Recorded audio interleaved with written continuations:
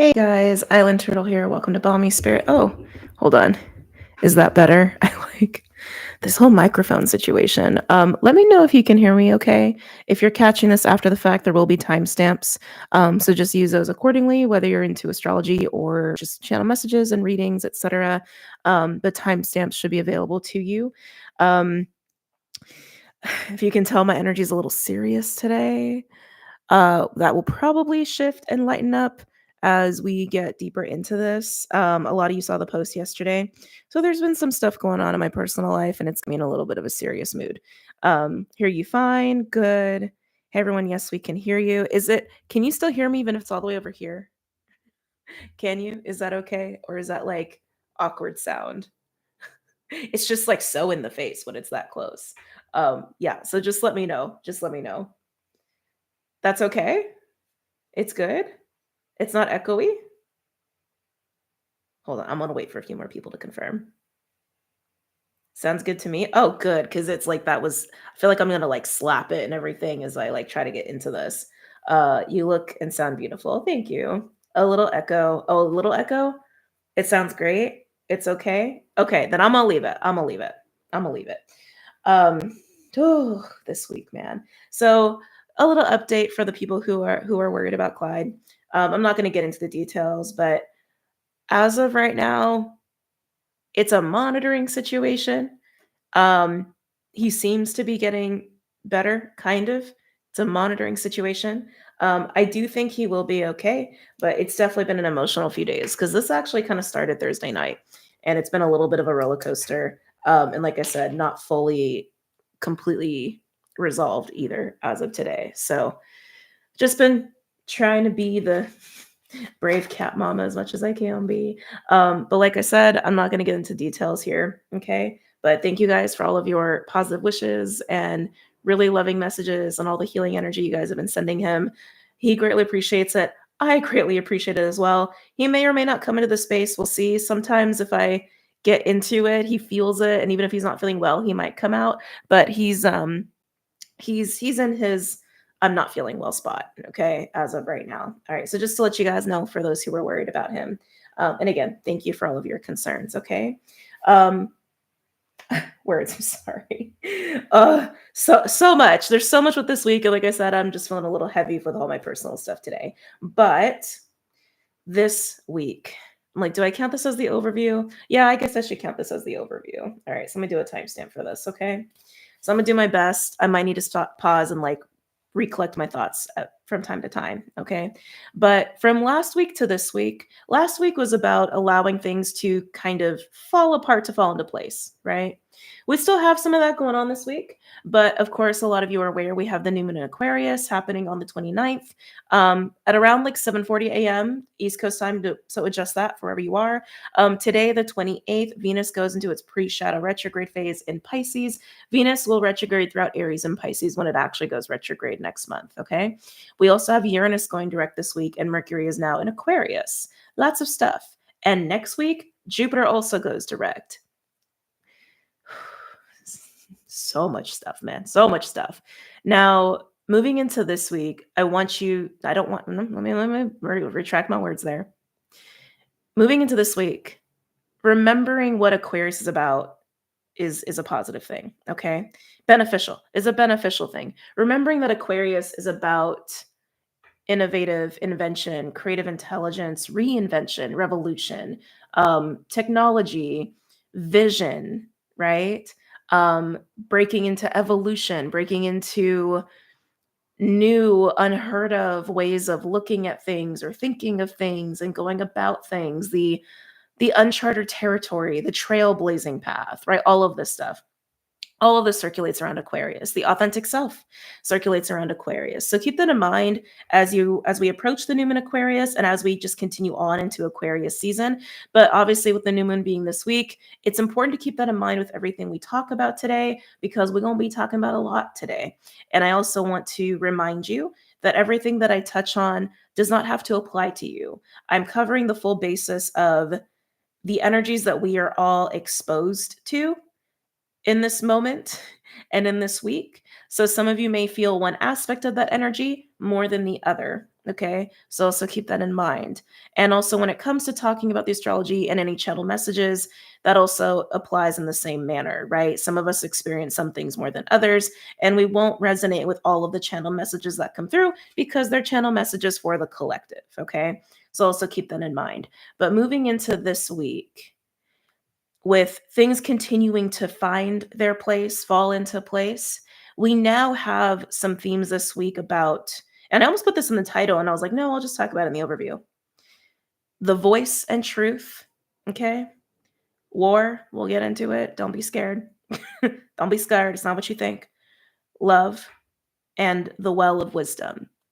All of these themes coming up with around the new moon Aquarius and this week, to help us, assist us with securing the futures we deserve, securing the futures we want to secure. We've already been progressing on these paths that align to future visions and things of that nature. This is just another window of anchoring, is also how I'm seeing it, especially coupled with this last week's energy of allowing things to fall into place. Okay. Now, as far as a little speaking a little bit more in this overview before I get into the details of astrology, because some people benefit more from the overview than the in-depth explanation of things. Even at that point, when I get into the astrology today, because there's so much, I'm not going to get too detailed about it because I don't want to confuse anybody or overwhelm anybody. Okay. But first, like talking about the voice and truth. So this is definitely circulating around Aquarius.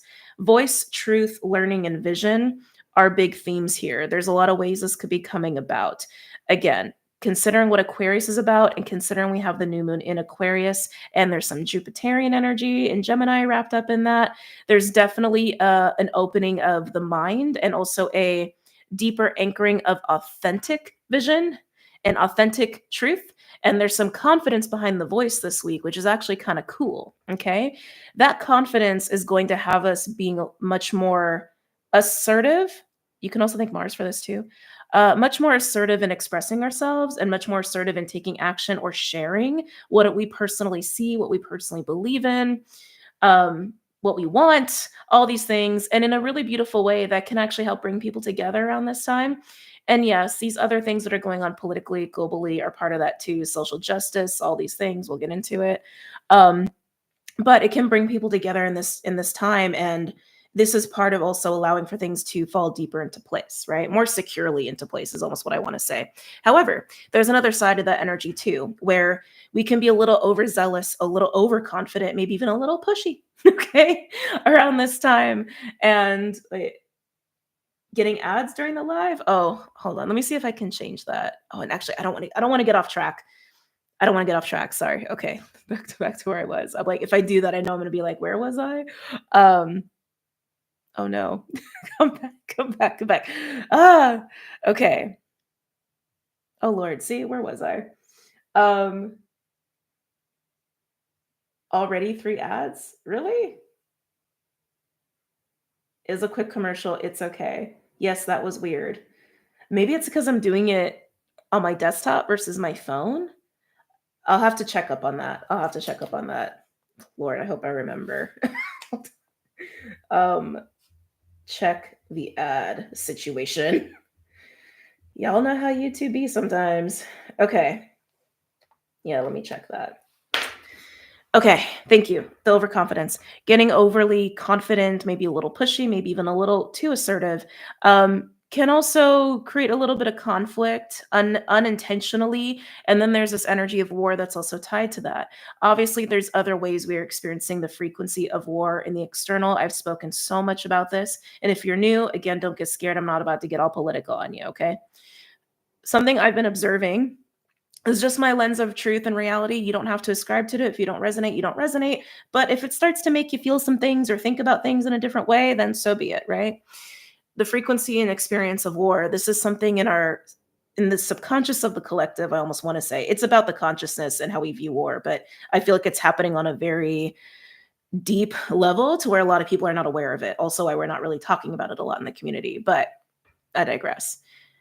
We have the window opportunity to experience war in a different way than what we have known it to be, than what we have associated with it. A lot of people get triggered with that word for obvious reasons, and I get it. We're all human and we all have seen the awfulness that comes with how we have experienced war. But War in and of itself does the way we have been experiencing it is just one lens of reality. It's just one frequency of it. War, from what I have seen, what I feel, what I observe, again, not saying it's an absolute truth or anything, is that it actually is this seeking, this hunting of harmful things and trying to find the balance, trying to find resolution for those harmful things. And this actually came up in the New Moon Aquarius hangout on Patreon. And it was like, okay, that just we had another little piece come through about it. And I was like, oh, this makes so much sense. So during this time, some of you may get into that energy or that space or that mindset of war or warrior. You may have been getting messages about being a warrior or just being told that in some capacity or another, whether you identify with being a spiritual warrior or not. These are just words. These are words, and I feel like words can be limiting. But anyway, I digress. War, how we deal with war and being in the warrior energy. We can get into this nervous system reaction, which is to fight or to flee, right? That's just how we are as humans when it comes to our primal instincts. That's how we're used to seeing war. That's how we're used to seeing confrontation, right? When things get heated and fear comes in, or our nervous system starts to say, like, hey, this is a war situation. Hey, this is a fight situation. Some people will fight, slash attack, slash lash out, right? Some people will flee, retreat, withdraw, go into safety safe. Nothing wrong with either of those, right? It's just part of being human. It's part of being an animal. All animals have this. But there is a third. You can say freeze. I just realized too with what I'm about to say, I'm like, oh, I guess this is another version of freeze, but I don't look at it as freeze. The way it was coming through on Patreon was holding. And I was like, oh, this makes so much sense. To be in this new experience of what it is to be warrior or to deal with war is to protect, hold, and maintain the cultivation of solutions, the cultivation of the elixir, the cultivation of the balance. The more energy and time and investment you put in to solutions, to elixirs, to balance, there is nothing to flee from and there's nothing to fight anymore, right? The threat, if you will, is no longer a threat because you're securing the elixir, you're securing the solution, you're securing the balance, right? This idea, this notion, this what I'm observing with all of this is playing into this week pretty heavily for some people. Okay. Um, Even in your personal lives, if you're finding that you are getting into a space with somebody where there's friction or like there's a fight or flight sort of response happening, or there is this like both of you are being a little overzealous about your opinions, your views, your truth, your voice, right? Focus on the solution, focus on the balance, focus on the elixir. Don't focus on the fight or the fleeing. Because if you focus on the solution or the balance, right? The elixir, if you will, that's actually what matters anyway. Okay. Now, that's being spoken on that, let's speak about like the love component here. We have a lot of support from Pisces, and especially in terms of Venus, Neptune, and the North Node, which is just like beautiful and a little gift. I have to say, I'm like, oh, love that part of the energy. Um, this, coupled with some stuff that's going on with Mercury and Pluto in Aquarius, is actually gifting us this moment this week of having kind of a superpower with getting to the root of dilemmas. Okay. And I mean like the root of dilemmas and imbalances, whether it's stuff we're looking at within ourselves, relationships. We may also see this play out on the global stage when it comes to politics, science, technology, even the environment. There's going to be some interesting tension and or comparisons or even debate about natural versus unnatural anything in any of those worlds, like literally technology versus like the environment, right? Or unnatural food versus natural food, things of that nature. Not totally important for this discussion. But just know that we may see a lot come up this next 2 weeks or even 6 months from now around the full moon Aquarius, as far as like discoveries, innovations that are birthed in thought and theory this new moon. If you're like, wait, what did she just say? That's okay. This is why it's posted, and you can go back whenever you feel so inclined. Okay. Um, yeah.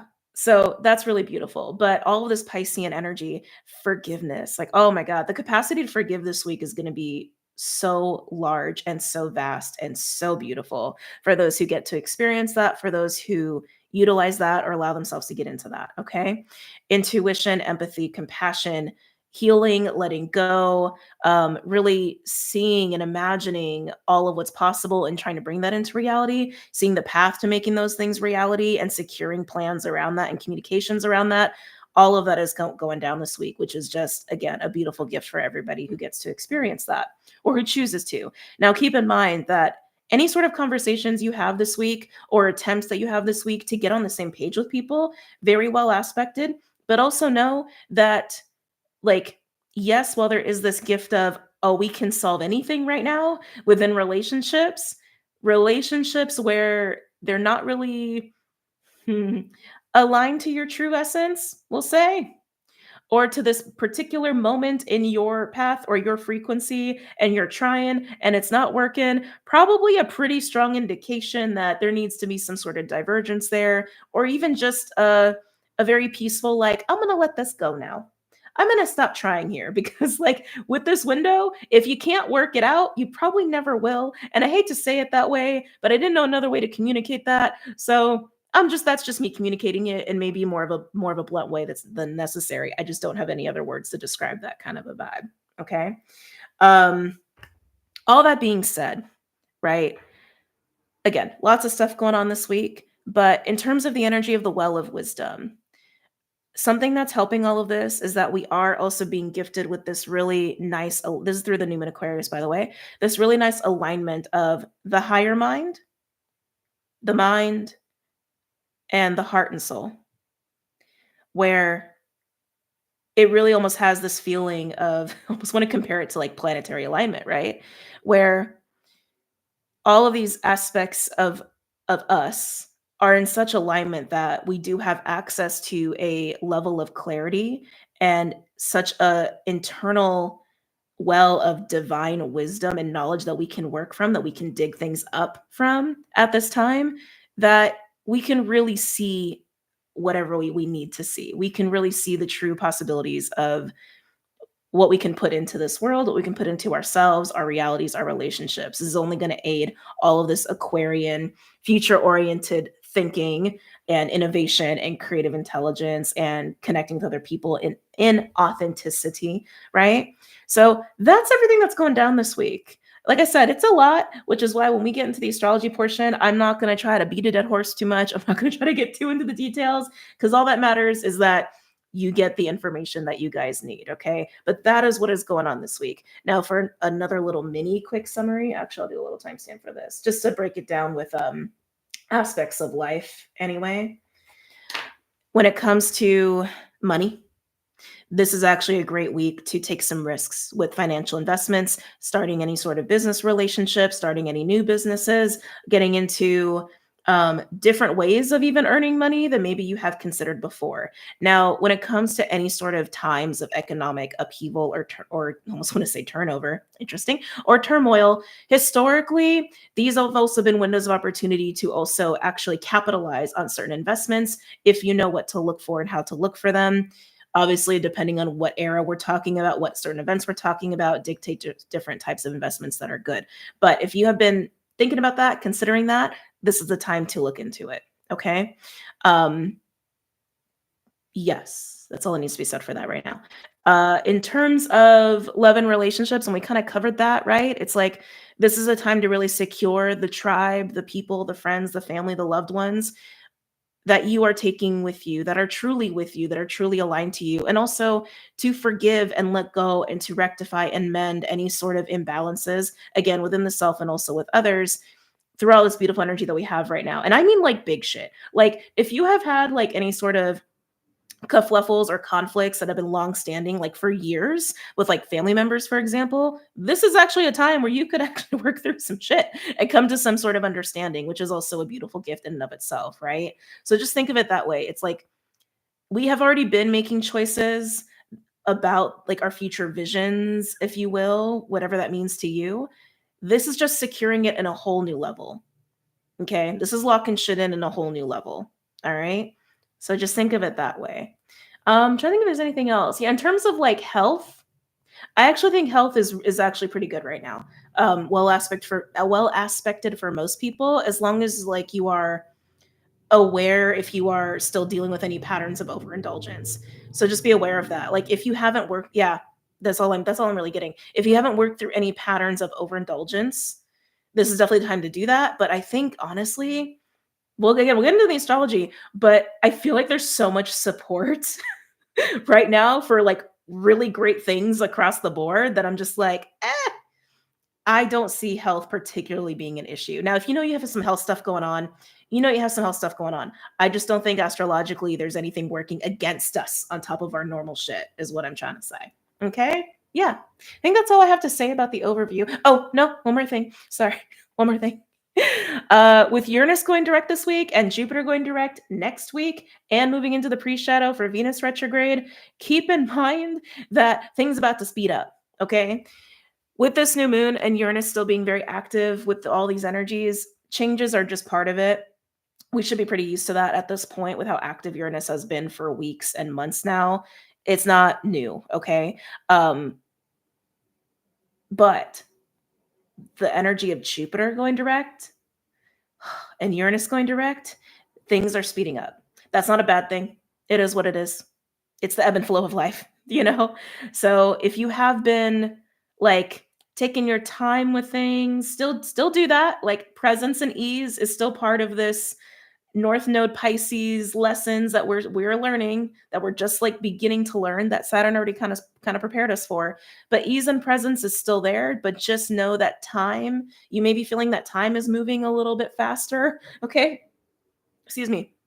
Some of the changes that happen, I think most of them are going to be voluntary. Think a very small proportion, excuse me. I think a very small portion of them will be involuntary, but even then, it's just there's going to be a faster pace. Okay? That's all you really need to know about that. Okay. All right, that being said, let's get into some of the astrology. Um Actually, okay, quick little note for those who don't know. So, Vimeo has been changing shit. Some of you do know that. And if you don't know that, now you know. You may be noticing other content creators switching out of Vimeo. I am definitely planning on doing that. I'm working on the logistics of that. So as far as like uploading the new moon and full moon videos, I'm not uploading this new moon Aquarius to Vimeo.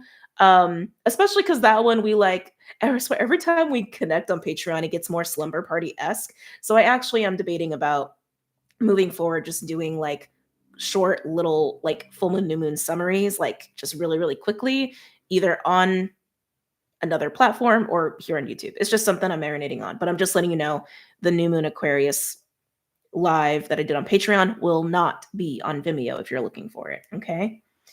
What's the tea on Vimeo? um, I think it's oh my god, I can't speak. I'm sorry. I think it's impacted the spiritual community a lot because that's like a platform a lot of us have used.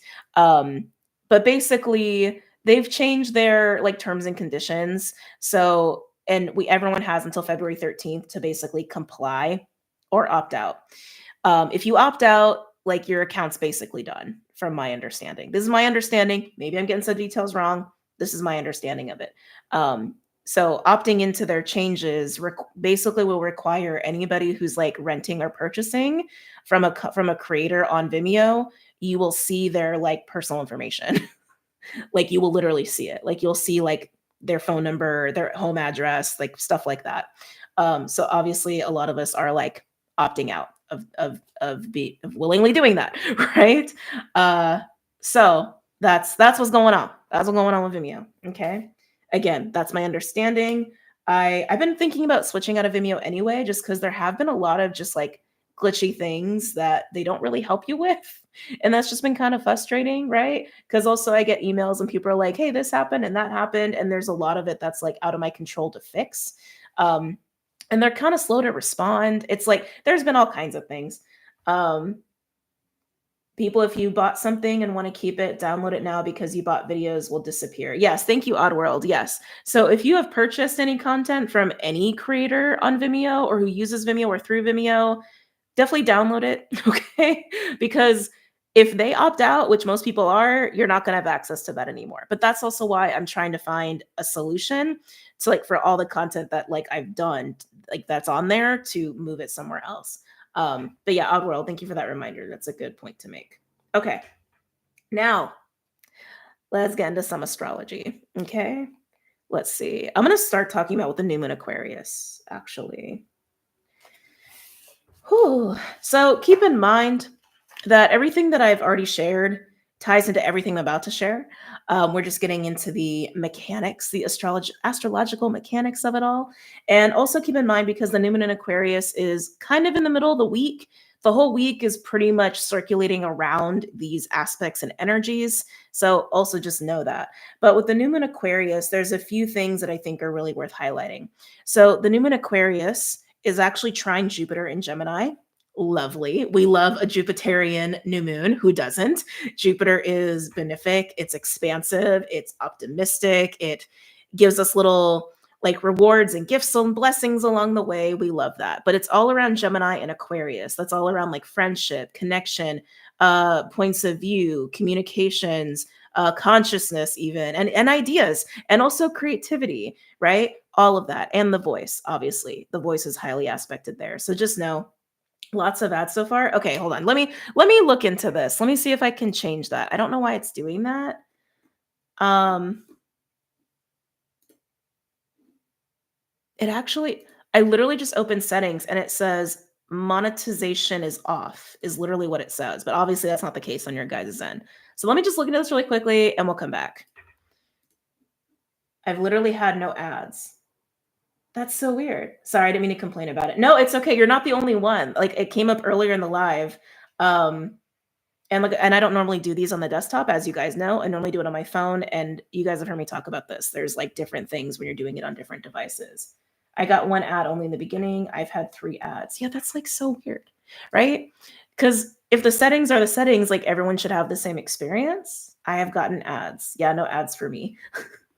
Like, what's going on? Okay, I'm gonna look at this really quickly, and we're gonna come back. Okay, let me see.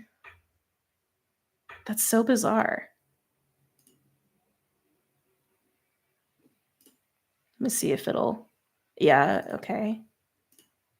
But what if I want to change things?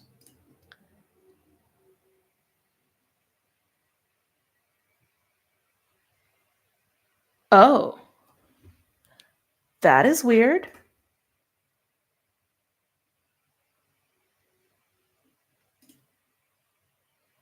Okay, maybe that'll fix it.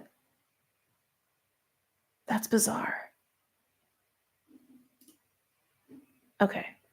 Okay. So if any of you are getting a lot of ads, exit out or refresh and come back because I just changed a weird setting that I found. I'll explain.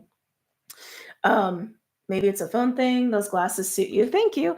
Might have been Saturday or Sunday. I don't know. They just called to me and I'm like, yeah, I feel like wearing these. I don't know why. I just do from now on. I have no ads, but I pay for premium. That makes sense. They're short and skippable, but never had them before. It's weird to have ads on a live video in the first place, right? So just one ad, maybe 5 minutes in. Okay, so here's the weird thing. When I'm in the live and I open settings, it says there's no monetization.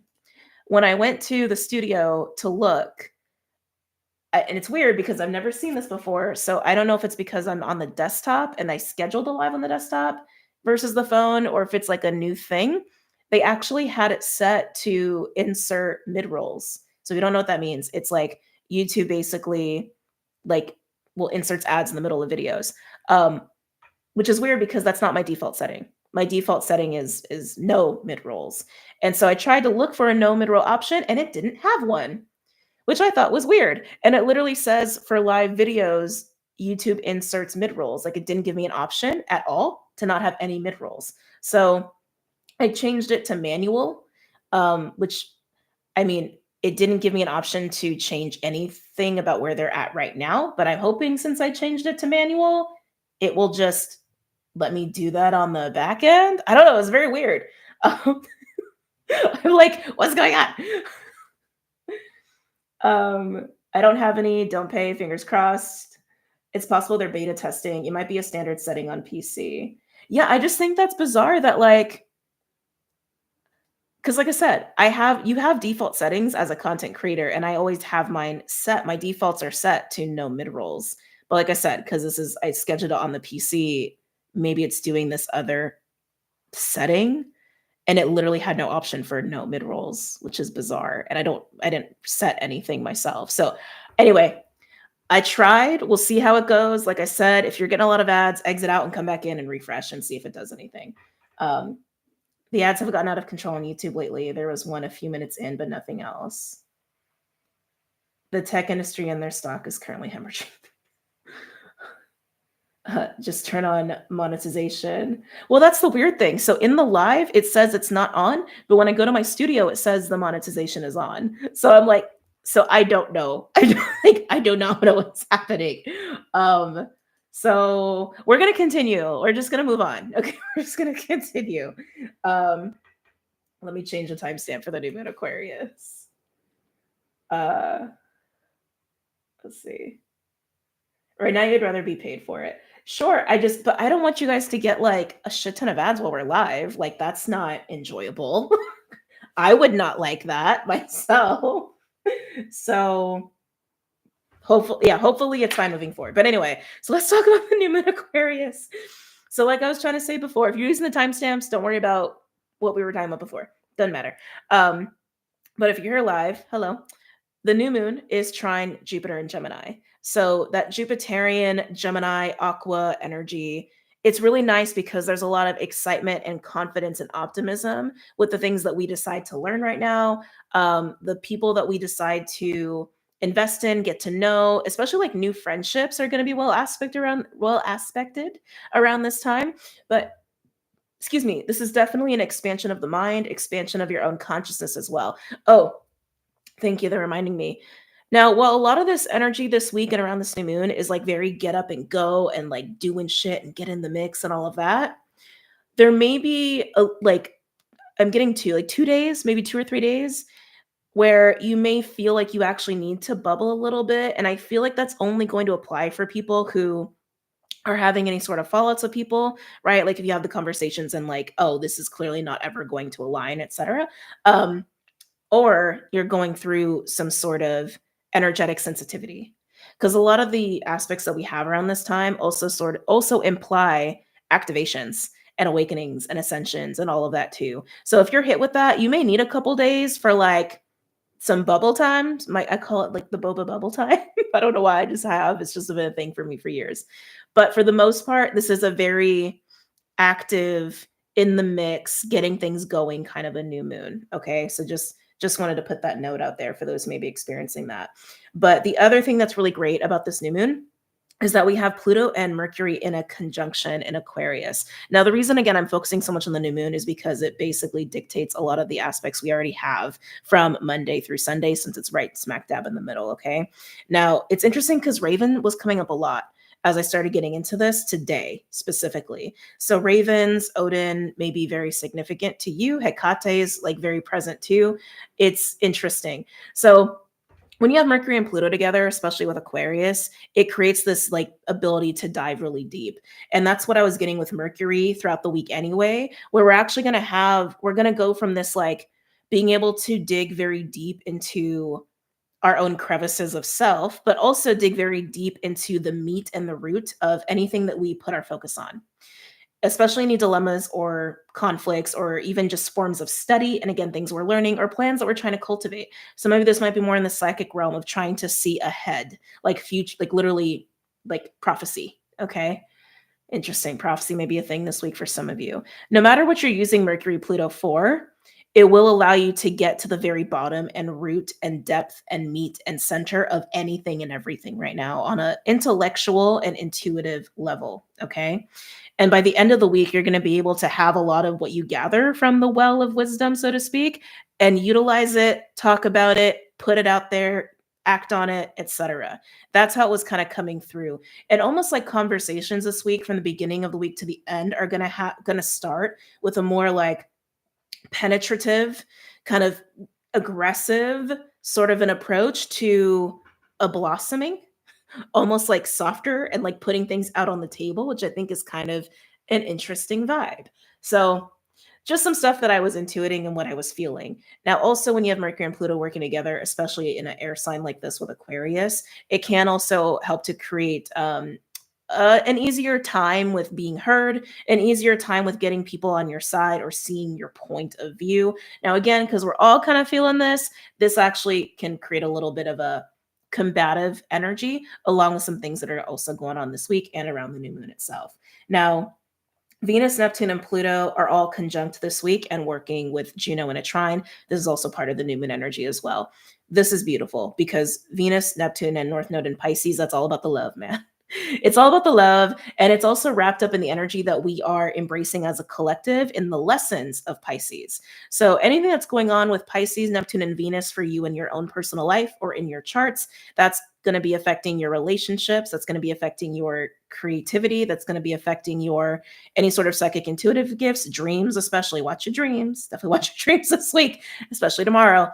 Um, I don't know if I mentioned creativity, but creativity and your ability to imagine, your ability to believe in yourself and in all of the possibilities of what's possible, all of that stuff is actually aligning to where we're going as a collective. So, in a way, whether this is happening with relationships or just with yourself, this is this is actually allowing us to kind of, I want to say, collect our dreams, to be honest, like collect our dreams and collect our little like seeds of desire and like seeds of fantasy and do something very practical with it, especially with Mercury and Pluto helping us to see truth, right? This is all about the alignment I was talking about of the higher mind, the mind, and the heart and soul, all of it coming together, and we can actually do shit with it. Like, that's amazing, is it not? Like, to me, that's amazing. Like I said, forgiveness, compassion, all of that is on the table this week as well for those where that applies, as is romance. Romance is not always sexual or in the typical associations of romantic, but romance is also whimsy and mystery and kind of fantastical like energy that we can experience with ourselves too. Okay. But all amazing. Now, Juno being in Scorpio, tying into this, is going to bring about some karmic justice as well, just kind of fascinating, but also highlighting the importance of spiritual connection, authentic spiritual connection, loyalty, and devotion. Okay, very strongly because of the nature of Juno and coupled with the nature of Scorpio. All right. There's something that just came up there as I said that. Oh, karmic justice. That's right. Karmic justice. The conversations you have this week, the insights and clarity you have this week, and anything that you're like, you're in this vibe and you're like, okay, I see it, I feel it. Let's get things anchored in. Let's get things on track. Let's get things balanced. All of this yumminess. Justice through these conversations can be had, especially if this is about forgiveness and mending things with people. Okay. That's a two-way street. So it's kind of what I was saying before. If someone is like not meeting you at the table, they're probably not ever going to meet you at the table. I hate to be so absolute about that. It's literally just how it wants to be communicated. And you guys know I try not to speak in that manner. I just don't have another way of communicating it. Okay. Moving forward, Uranus, Uranus. Oh, Uranus. Uranus is in Taurus, but will go stationary direct this week, as I mentioned before, just after the new moon Aquarius. Okay. Uranus this week will be sextile Venus and Mars. Is there a small trine between Venus and Mars because they're both in water signs? Yes, it's not strong. It's very, very weak. But is it there? Kind of. So with Venus and Mars, both of them being in a sextile to Uranus, you can absolutely expect changes within relationships and changes in money. Again, I do think the changes in money can be very positive if you're willing to take a risk on certain investments, business partnerships, things like that, capitalizing on the shifting economic and political climate as well. That is absolutely possible. I'm not going to get into all the ins and outs of that because that is very dependent on your situation and also where you are and what you do and all of that sort of stuff. Okay. But even the Mars component. So just kind of refocusing a little bit on the energy of the week here, because Mars is aspecting Uranus all week, but by the end is trine Saturn, which is good. That's a good thing. But Mars is also part of what I am calling a soft grand cardinal cross. Don't let the verbiage freak you out if you're not an astrology person, okay? So, grand cardinal cross just means that you have celestial bodies in one modality in all of the signs of that modality. So, like fixed, for example, would be Scorpio, Leo, Aquarius, and Taurus. You would have celestial bodies in each of those signs, close enough to where they're all aspecting each other, like all between 7 and 10 degrees, for example. So we do have a grand cardinal cross this week, and it is part of the new moon energy, but I'm calling it a soft one because it includes celestial bodies that are not traditional, that are not traditionally accounted within grand cardinal crosses. Okay. I count them because if they exist, they exist. It's how I look at it. If they exist and we study them anyway, why would they not count? That's me. It's just my opinion. Okay. So Mars is still retrograding in Cancer and is opposing Pallas in Capricorn, while Chiron and Eris are in Aries, not super close, but they are both opposing Lilith and Libra. This is going to be the last week that Chiron is opposing Lilith and Libra in a way that I personally feel is worth looking at. But Eris is at 24 degrees while Lilith is at 23 for most of the week. Okay. So you have these oppositions going on, and then they're all squaring each other. So, what does that mean? With the Mars activity between Uranus and Saturn, and then the soft grand cardinal cross. That one's always hard for me to say. It creates this motivation and drive through Mars, absolutely, and also through the cardinal signs, because that's just what they do. But it can almost put into overdrive, like kind of what I was saying before, of being a little overzealous with your views and wanting to share your views and putting all that shit out there. But this is also going to wrap around commitments and devotion, because Saturn's also part of this too. When Saturn's in Pisces and it's trine Mars in Cancer, while Venus is also working off of Uranus and a little bit off of Mars, it creates a really nice breeding ground for people to sign up for different commitments and devotions and long-term commitments like marriage and things like that, or business partnerships and things like that, what really matters to you. But with all the water energy, it definitely is about being driven from the heart and the soul into these kinds of commitments, which will benefit you. Okay. So if you have already planted seeds or signed contracts or agreed to certain commitments that you really were acting from the heart and the soul into these commitments, you actually may see some sort of benefit or reward around this time. If you're just doing this now, you will see reward and benefit in the very near future. Okay. But that Mars energy with the soft grand cardinal cross creates some of that conflict I was talking about before. Okay. Creates some of that like that I was talking about before. You're going to be motivated. You're going to be excited. You're going to be driven, and you're just going to want to, okay. Not everyone will receive that well. That's where you practice the well of wisdom. That's where you practice the holding, the focusing on solutions and balance and harmony, not the fighting or fleeing. Okay. That's where you focus on love. That's where you focus on truth. And if none of those are working, it probably will not work. Okay. I cannot stress that enough. So I'm not worried about that Grand Cardinal Cross. If anything, it's just putting us in that position to experience the warrior within us and war differently from this higher minded place. Aquarius, Gemini, Mercury, Pluto, all that yumminess, from this higher minded place, and from love, Venus, Neptune, North Node, okay, and the soul. All of that in alignment, like I said. Okay, so it's a beautiful week. It is a beautiful week. All right. That being said, let me cross that out. Let's get into some collective messages here. Don't forget to like the video, can travel with the tribe. Yes, please like the video. If you're in here and you're enjoying this, please like the video. We got over 400 people in here, by the way, which is pretty cool. And that's kind of awesome. Yeah. So please, let's catch the likes up to the 400 people that are in here. Okay. Excuse me, let me get a little sip of water.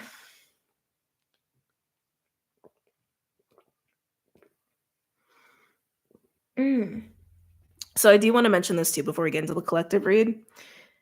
I do think this is not for everybody, because like a disclaimer before, everyone will experience this differently, and pieces of this energy over other people will experience other pieces of this energy. But there is something kind of interesting and kind of strange about this theme that I keep feeling with this new moon and with this week. And I was feeling it last weekend when patrons and I gathered, when the Rainbow Tribe got together, of like, I don't want to say nature and space, but kind of like nature, grandmother Earth, Mother Earth, planetary guardians, and like grandfather sky and galactic energies and things like that. Like I don't know, there's some themes. There's some themes there that I'm just like, I don't know how that's coming up or why that's coming up or how people are going to experience that, but I was feeling that pretty strong. Okay.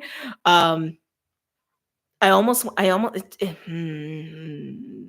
kinda has that vibe of, like, unnatural versus natural, although space is natural, obviously, but there's something there, so however that comes up for you, if that comes up for you, I'm sure other people would be very curious to know about it, okay? Or, hear about it. I'm gonna use Big Bertha because we just do. We just always do. Mm, okay, come here. Are your glasses new? They're actually one of my backup glasses, so this is not a sponsorship. All I know I've talked about this company before. All of my glasses are from Zilul. I love them. I love them. I'm never going back to getting my glasses from, well, anywhere else, honestly. They're just really affordable. And so every time I get a prescription updated or I need a new pair for whatever reason, I can normally buy like 2 or 3 at a time for like even less than what I would pay for one pair, like at the doctor's office or even at Costco, like it's awesome. And it's cool because it's all in an app, but you can also do like virtual try on and stuff. And they have different features of lenses that like you would want, like scratch resistant or the blue light filter or whatever. If you want transitions, you can get transitions. They have so many different frames, like so many. And like I said, this is not a sponsorship. Oh, by the way, for those who were part of the nail talk, I did put the link below in the description for the nails that I am wearing because I know a lot of you really liked them. So I just put a link down there for you guys to go and check those out if you really wanted them yourselves. But so when I bought my last pair, which is like my normal ones that you guys see, they're like, I've worn them a lot. I've abused them quite a bit. Like I said, I bought a couple others at the same time because they're always on sale and it just made sense too. Because for those who don't wear glasses, you need a backup pair because stuff happens to your glasses, right? So this is just one of the backup pairs that I had. And then I have another pair that's the same frame, but they're more like galactic colors and they're also transitions. And then those were my everyday. But I think these are my everyday now. I just have to say. But anyway, again, not a sponsorship. Okay, let's get into the collective message. Yes? Yes. Okay. Love them. Yeah. But yeah, Zelo. Used to be USA Glasses. Don't know what company owns them now to call them Zelo, but that's their name. They are gorgeous design. I'm glad you shared during the last live. Oh, you're so welcome. You're so welcome. We need backup pairs. Yes. Yes. The nail combo made me hesitate to paint my nails. I mean, it is fun to paint your nails because you can get like creative with it, but it's also nice to have something that's like very cute that you can just like just slap on and it's done and then you're good to go for a while. Anyway, collective. Let's get into some collective messages here for this week, okay?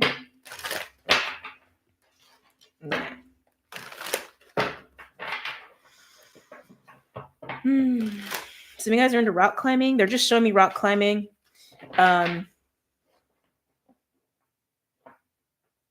It's giving me Colorado, like really strong Colorado. Maybe you're thinking about going to Colorado.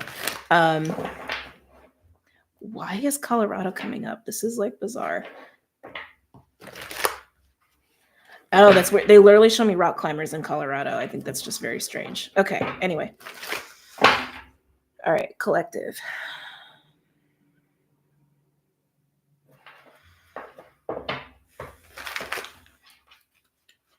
Oh, they're showing me so many quick visuals right now.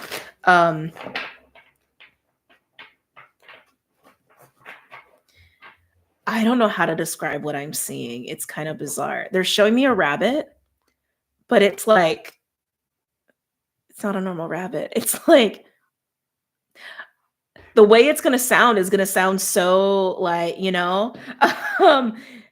it's like a rabbit of stars. It's like so bizarre. This is giving very like dream time. That's what it is. I feel like I'm like getting visuals of like people's dream time experience or something. Like I'm literally seeing this like black rabbit, but it's like there I can see stars like in the rabbit, and it's like someone's chasing the rabbit. It's not like a white rabbit situation. It's very much like a galactic rabbit. I don't know. I don't know what to make of that. Okay. Okie dokie. Any messages or insights for the collective at this time? For the collective for this week?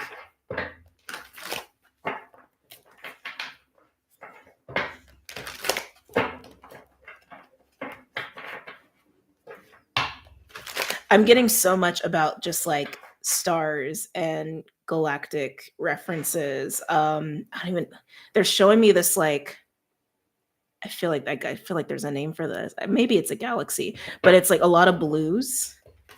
A lot of blues. Hmm. Hmm. Any messages or insights for the collective this week? I mean, with Aquarius, like, what else can we expect, right?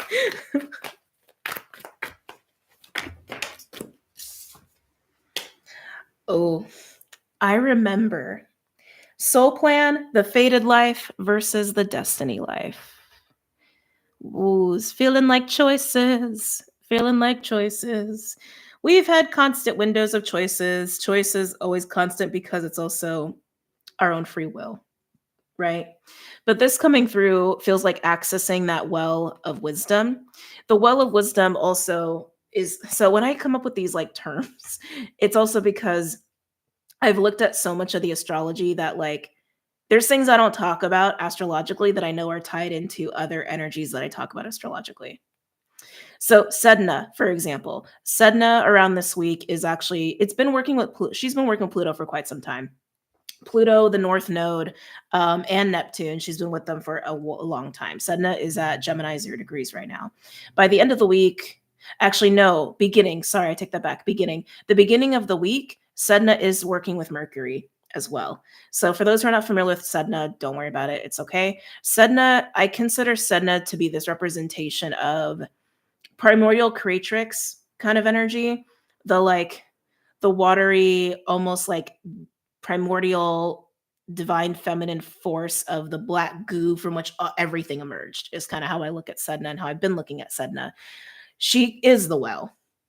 She is the well. She is the void in some way, shape, or form. But it's more in that primordial creatrix kind of a way. Okay. With Sedna being in Gemini, working with Mercury, Neptune, Pluto, and the North Node, in Gemini specifically, it does hone in on remembrance and ancient wisdom, information that we pull in from the depths of all that was, right? You can look at this as divine wisdom, which is like just innately within our own DNA that we all carry within us. It's just about how well we access it or don't access it. You can even just look at this as just universal truths that we all just kind of come in with this world with, if you want to make it a little bit more surface, okay? But that's what I'm getting here with I remember. It is about accessing that well of wisdom slash divine wisdom slash primordial creatrix energy slash the void and all that there is. Okay.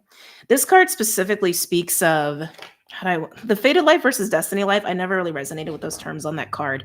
It really is more like what we choose to create versus what we have been attached to and identified with. Some people could even look at that as like the story of the vessel and the avatar, right? Versus what we evolve into and start to really decide for ourselves and what's like, and you can even say karma versus dharma. Like these are all just different ways of looking at this card. Okay. The way I'm feeling it is just accessing the possibilities, the way that I spoke on before, through this well of wisdom and making choices accordingly. Okay. And no choice. I'm not going to say certain choices are bad here, right? Choice is just choice.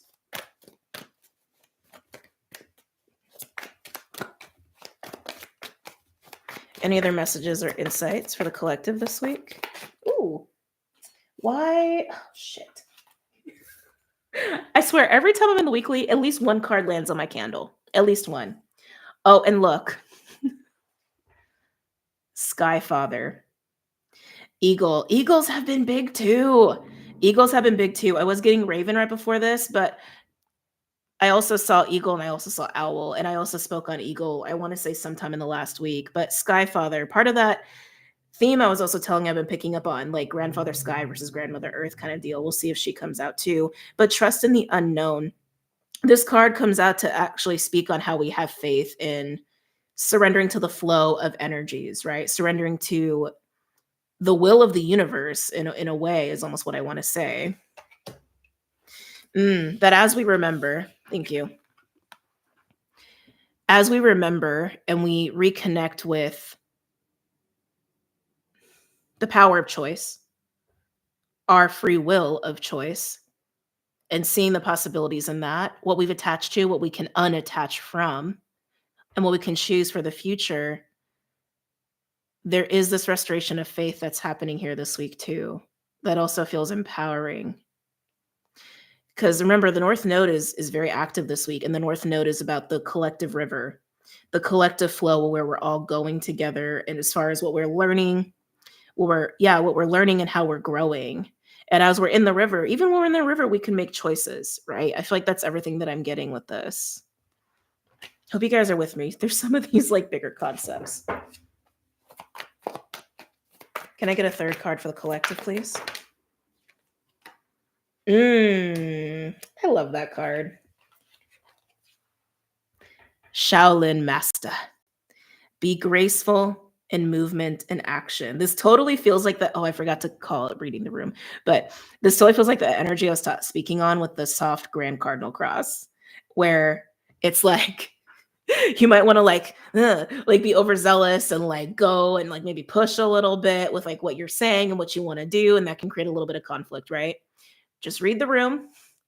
Don't fight, don't flee, just hold. That's what I'm getting with this. Like, don't fight, don't flee, just hold the elixir, hold the solution, stay focused on the solution. All of that momentum, all of that drive, all of that like energy from Mars, all the cardinal energy, even Aquarius. Aquarius and Gemini are very like, they like to be doing shit, They're very active. We can be sustainable in all of this energy, but I'm feeling more the holding here with the Shaolin Master. Read the room, read the room, read the room. Okay? And stay focused on the elixir, the solution, the balance, the harmony. Stay focused on that and don't feed these more primal, fear driven responses of fight or flee. Okay. The Sky Father being in the middle, I feel like there's a lot going on there. Yeah, they actually want me to stop with Big Bertha. We're going to clarify this a little bit more in the collective read. And then we're going to move on to either elements or signs. I haven't decided which one I'm doing today yet. It's been, like I said, it's been an emotional few days. It has been an emotional few days.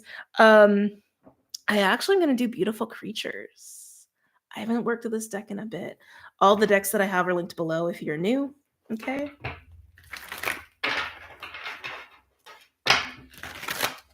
But yeah, let's get into clarifying some of this a little bit. I wish I heard this message 2 hours ago. I would not have sent a specific email. Hey, like I said though, remember, even if you are like staying focused on the harmony, the elixir, the solution, and you are working from the higher mind and you're working from love and you're working from all that stuff, if it ain't working, it's probably not going to. Okay? This is about securing the future. This is about securing the things that are falling into place, right? And if it don't belong there, it don't belong there, right? Okay, anyway, let's keep going. Tell me about I Remember for the collective. Oh, I forgot how much I love these cards. Tell me about I Remember for the collective.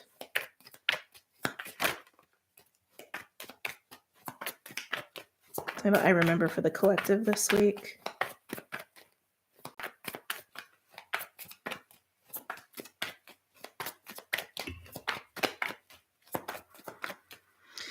We're all familiar with the phrase, the path of least resistance. Some of you guys are just really embodying that this week. They're bringing it up for me to say it, to put those seeds out there. Okay, that confirmation out there for some of you guys who need to hear it. Um, I'm also getting something about confusion. Hold on a second. I'm also getting something about confusion. Um, Anything that enables confusion, adds confusion. God, I want to be really careful with saying this. I really am inclined to say it probably is not the flow of your river or part of the flow of your river. This week is about clarity, okay? Clarity, alignment, truth, all of that. And with North and Pisces, we are on an 18-month ride of really embracing ease and presence, amongst other things. But to not forget that if you are encountering situations that add confusion, it's probably a very strong indication it's not part of the flow of your river. And there's choice in that. There's choice in that. You don't have to choose that. You don't have to choose that. Okay? Watch the Seven of Cups come out. Tell me about I Remember.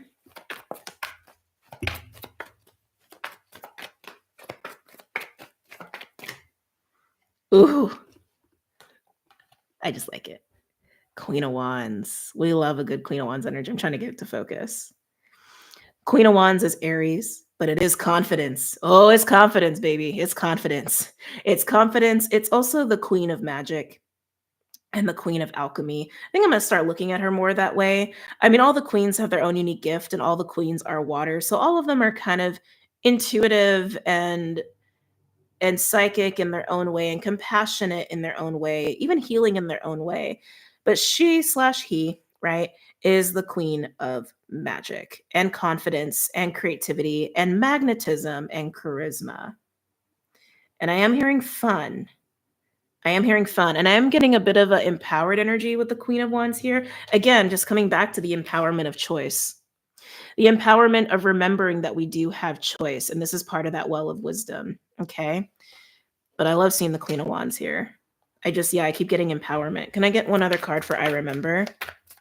A lot of you, this is about remembering, yes, the power of your choice.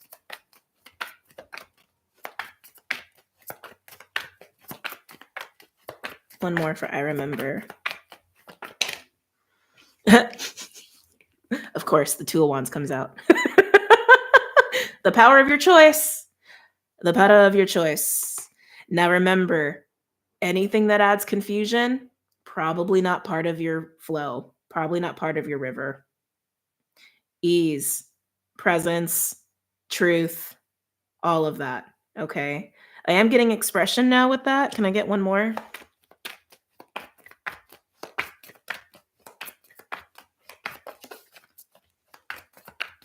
Oh, whoa. Hold on a second. They brought me back to confusion. Some of you are dealing with people.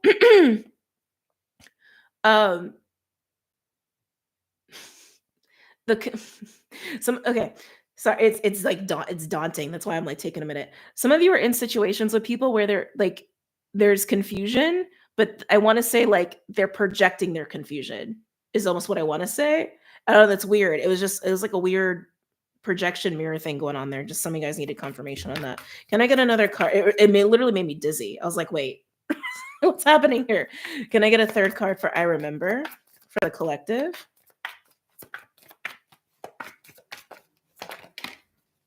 Oh, I love it. Ace of Pentacles. Yeah, baby. Again, power of choice. Power of choice and what you're going to do with that choice. That is absolutely part of this new moon energy. In all the ways we've already talked about astrologically. Okay. And that power of choice is born from remembering whatever you find through that well of wisdom. Whether you're digging deep into yourself, into your intuition, into uncovering or discovering something or some sort of truth about situations around you, all of that. Okay. Love it. Ace of Pentacles, it's like, especially the Ace of Pentacles, right? Because Ace of Pentacles speaks to new beginnings or even second chances, but they're rooted in stability. Okay. That's what we love the Ace of Pentacles. Very tangible, very real, very doable. like very much present. Sometimes the Ace of Cups and like the Ace of Wands they can be great, but it's all a non-physical experience.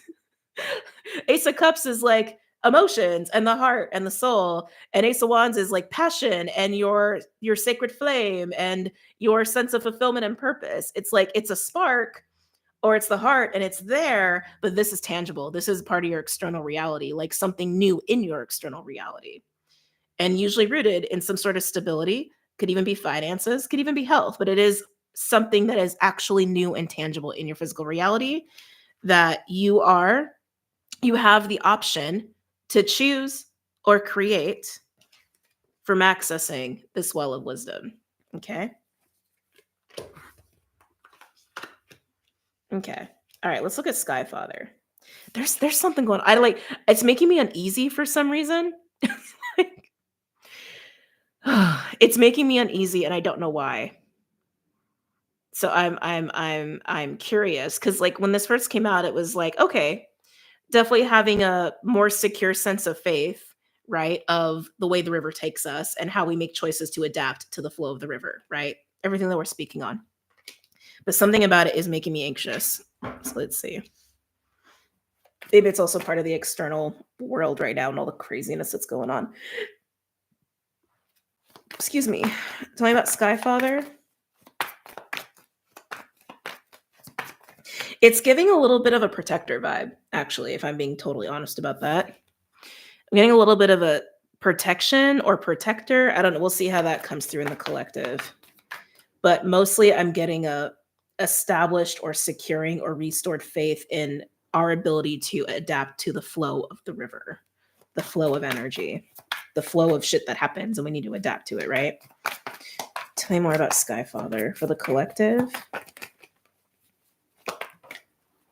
Let's see. Interesting. So we already had the Two of Wands, right? Two of Swords. And look, confusion. Confusion coming out. Okay. Two of Swords is Moon Libra energy. It can speak to like polarity. It also can speak to needing to make decisions, holding on to two different ideas and needing to align to one. I feel like this Two of Swords is almost getting broken up by Sky Father, is honestly what this feels like to me. And it's reminding me of the I Remember card, right? The truth that comes from the well of wisdom, whether it's something we're feeling within ourselves or we uncover, right, in external situations, helps us to feel empowered in our choices, right? Any confusion that you have, remember what I said about confusion. If you got confusion going on in some aspect, the rabbit.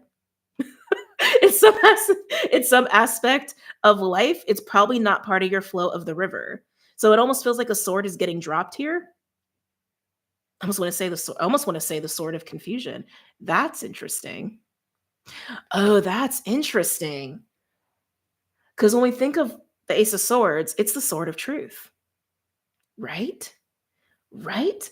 And if Two of Swords represents polarity, what would be the polarity of the sword of truth? It would be the sword of confusion or the sword of non-truth, which is, you could say, is confusion. That is so interesting. I just want to sit with that for a minute. Like, even in this card, they're kind of indicating the polarity of like the sun and the moon here, of the light and the dark.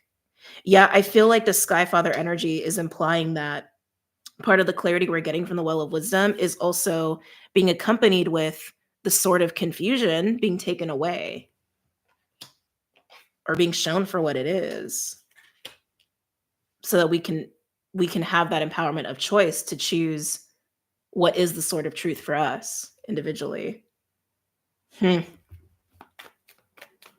So fascinating. Tell me more about Sky Father for the collective. Fascinating. Tell me more about. I feel like I'm on the edge of my seat. Tell me more about Sky Father for the collective.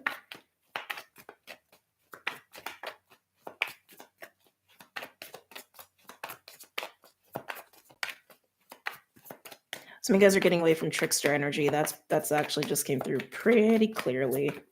Tell me more about Sky Father for the collective. Oh, yeah, Four of Cups. I love that they call it ennui. I love that. So ennui is kind of like apathetic, borderline kind of depressed, kind of bored energy. Sometimes Four of Cups can also speak to meditation and just like kind of like trying to get to like emotionally neutral about things, but sometimes it could literally just be like a depressive energy. I like, yeah, it's okay. This Skyfather energy, I do feel like there is some like almost protection coming in by showing us and or getting rid of any swords of confusion that are creating Four of Cups. Okay?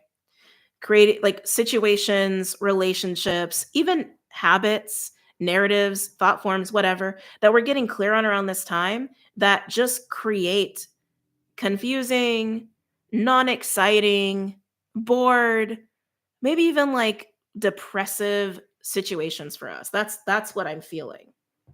Cuz over here with the empowerment of choice, we have excitement, okay?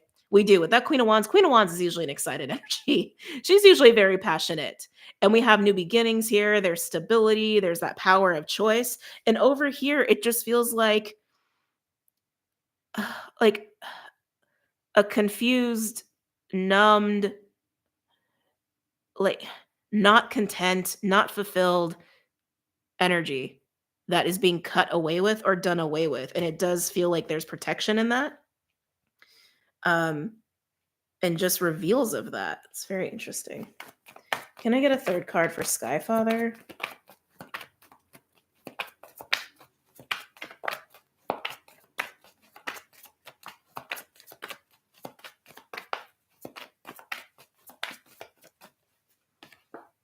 Hmm.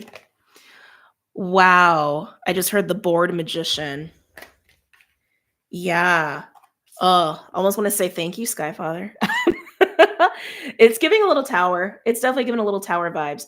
The Two of Swords, the Four of Cups, and Magician, it does. It feels like a sleepy magician. It feels like a magician that has like been in slumber or hasn't been excited. Even the way she's looking at those skeletons, she's just like, meh. But that it feels like a magician that's been in Four of Cups mode or Four of Cups situations or Four of Cups status. If any of you have been feeling like really stuck or in a rut, this new moon is that time to get reacquainted with possibilities and potentials, okay, of what else you can experience outside of this. Okay. And recognizing, oh, I have a choice. I don't have to stay in this, and I can choose things that don't make me feel this way. Or I can choose things that don't put me in these situations where I feel like I am a very sleepy, uninspired magician. Because what did I say about the Queen of Wands? She is the Queen of Magic. She is a magician. And this is an inspired magician doing their thing. This is a very sleepy, bored. I don't like this. I don't feel inspired. I feel, so for some of you may even feel kind of restricted, but it feels just very apathetic and very bored and even bored and confused for some of you. It's about cutting through that stuff. Okay. Interesting. Very interesting. Shaolin Master. Let's get into that. I feel like we're gonna get Five of Wands over there. We'll see. We'll see. I want to say too, some of you, I do feel the progression here from this to this, but can you also be in like this? Oh, sorry. Again, not use this camera. You can also be in this state while someone else around you is in this state. That's very possible. Okay, that is very possible because we're all subject to this energy. All right. Shaolin Master for the collective.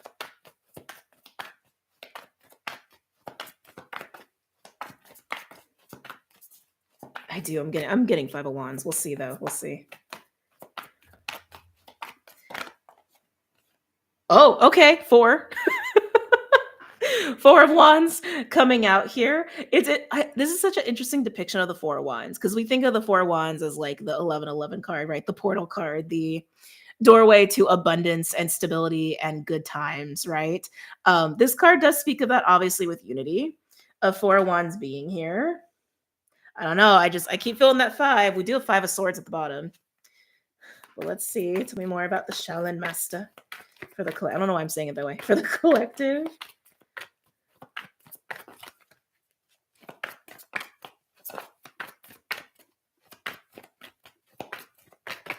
I keep getting little waves of like protect your guardian throughout this reading for the collective. Tell me more about Shaolin Master. Ooh. You are one. This is unique to this deck. Obviously, we don't have this in tarot with authenticity. I do see this card in multiple ways. I see it as alignment to self, like an experience of wholeness of self. I see it as a experience of feeling very at one or even whole with spirit or even all things. But even with authenticity, it's like even a full acceptance of self happening here. With the four wands and the you are one with Shaolin Master, this feels like a holding of self. You could even just be like in that place of what I was saying before. It's like you're not fighting, you're not fleeing, you're just holding the balance. Definitely speaks of that with the four of wands because it has the two pillars on each side. It does speak of balance, right? Fours are usually vibrations or frequencies about foundations and management and maintenance. Okay. And I am getting that here. Almost like, yeah, just holding, holding balance of oneself. Some of you are even protecting a four of wands energy. Some of you guys could be protecting your own personal foundations. I'm hearing the word assets actually. Some of you guys could be protecting your money, your households, certain relationships, but it definitely feels like a holding that's happening there in the way that I was already speaking about before. Eight of Cups on the bottom. We keep getting these little glimmers of kind of tough energy, like Five of Swords. I was feeling Five of Wands. Eight of Cups is here. Can I get a third card for Shaolin Master? You're out here saving lives with the air quotes non-sponsored recommendations. Well, am I taking this? I am. We're going to pull a fourth card. Okay. I say that because also, if you're like talking about products, if you're talking about products in a monetized video, you have to actually make it very clear in the video that it is not a sponsorship because it's handled differently on the YouTube side of things. That is also why I make it very clear, not sponsored. Just want to make that very clear. Anyway, Queen of Pentacles coming out here now. Okay. All about stability. This feels like stability and safety, man. Like it really, really does. And it's like it's giving me those vibes of how you deal with war or the inner warrior, right? That's what I keep getting with this. Like being a warrior is not about attacking. It's not about someone's walking up to my place. It's not about attacking. It's not about fleeing. It is about holding balance. That's what a warrior does. A warrior maintains the balance, right? That's what a warrior does. And this just feels like it's all about a sense of security, safety, stability, all of that. I'm going to get a final card for Shaolin Master. Yeah, Four of Pentacles. I know this card says greed. Don't love that because Four of Pentacles is a card of power, which is why it speaks of saving money. It speaks of holding oneself maybe a little closely just for sense of safety and security. It's usually my closed heart chakra card. It doesn't have to be about greed. Excuse me. But it is a card of power. Again, the fours are coming through really strongly here. We have Four of Cups, Four of Wands, and Four of Pentacles. I'm going to put that, in the title. 444. Yeah, especially if like you guys get to this space, okay, or experience that space. Something about this feels really vital. I keep getting Five of Wands. I can't get away from it. Because when you get to this space, whatever that Ace of Pentacles is for you, you're gonna want to protect it. And it's not out of fear. It's not out of fear. I want to make that very clear. It is not out of fear. It's just about securing what's yours. It's just about securing yourself.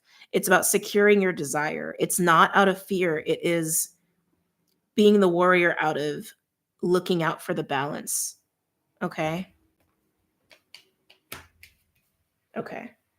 Wow. It's kind of a beautiful collective read. Eight of Cups is still at the bottom. Hold on a second.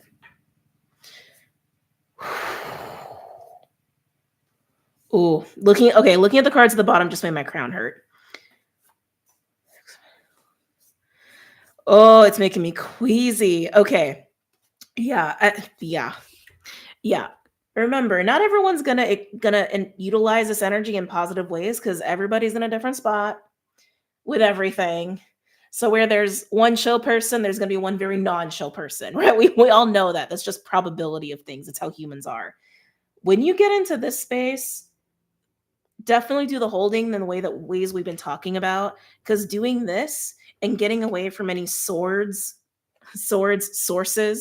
of confusion, boredom, uninspired, repressed, depressive energy may cause some backlash. Okay. That's for some of you, not all of you. Like we literally have like Eight of Cups, Chariot, the Ten of Swords. We got Six of Pentacles here, Page of Swords, the Lovers, but the Lovers feels weird and dark for some reason. I just keep getting this like sickening feeling, which again is not a fearful thing. It is just about securing what's yours. That's it. Nothing scary about that. Okay. Anyway, crown's going. Let's go ahead and move on. Are we doing elements or signs today? Where are we at? It's 2:20.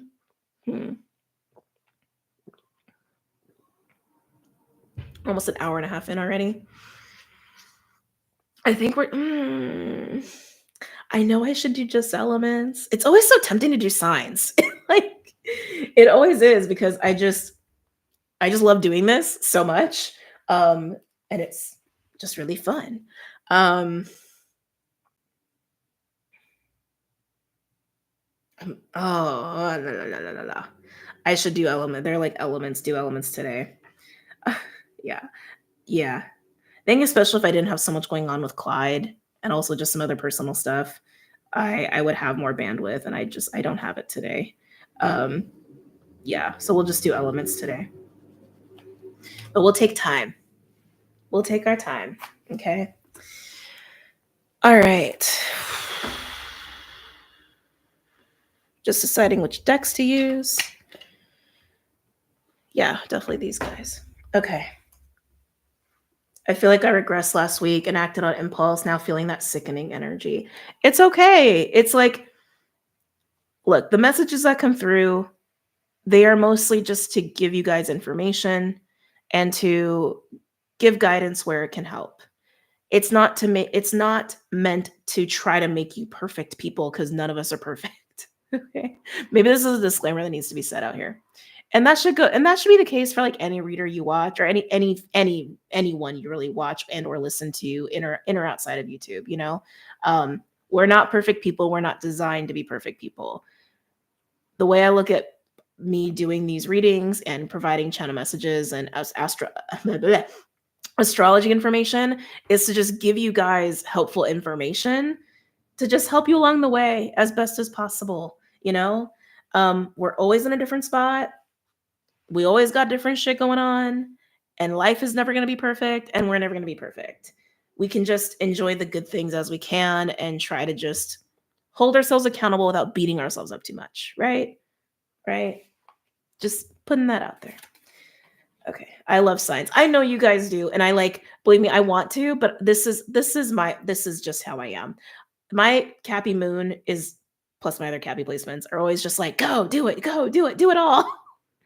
And then I burn out. So for me, I know even my team's like, no, not today.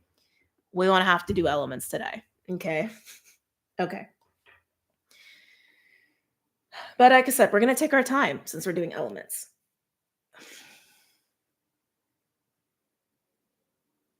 I'm just feeling you guys out. Air is definitely calling to me. Let's see here. All right, air signs. Gemini, Libra, Aquarius. Already lots of yellow and gold. It feels very healing, air signs.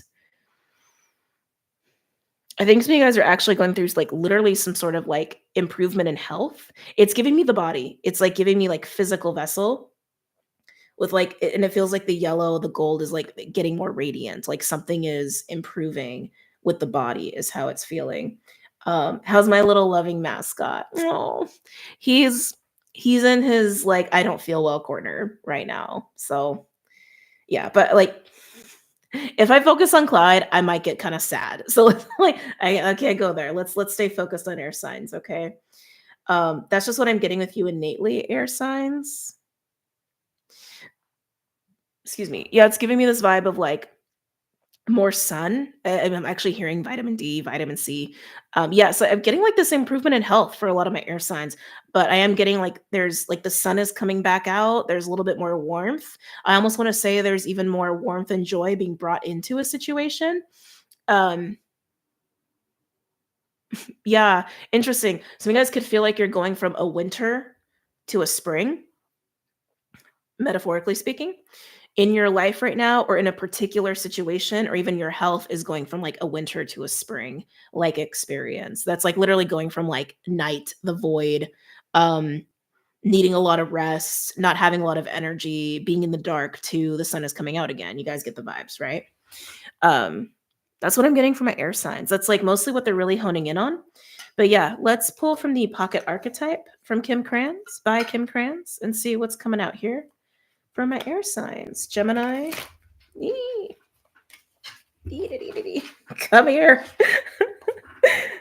Libra, Aquarius. Now, because of the nature of the energies this week, I do expect this to mostly resonate with Libra and Aquarius. Well, no, excuse me, Gemini and Aquarius more so than Libra. Just being honest about that, just because that's where we have a lot of the celestial bodies in there when it comes to air signs. Words. Wow. Okay, this deck is jumpy today. Very jumpy today. I'm always eating. I think we need.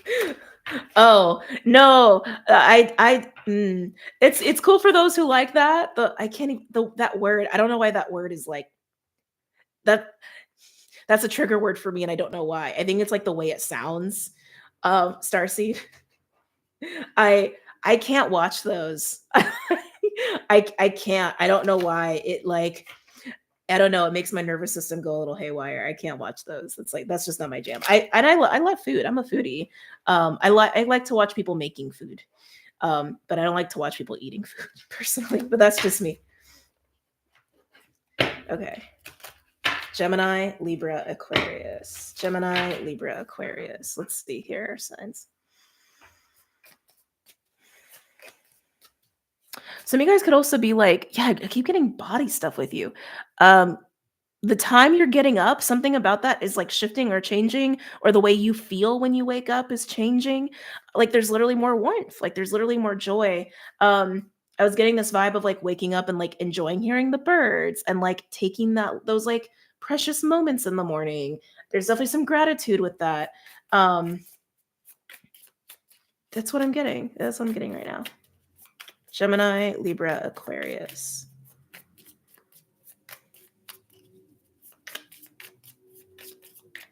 The golden hour, they reminded me of the golden hour. Some of you guys may be naturally waking up for the golden hour and doing something special in that time. It is a special window. It's a special window. If you don't know anything about it, just Google it.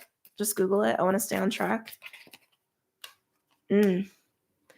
The father. I am hearing accountability and discipline.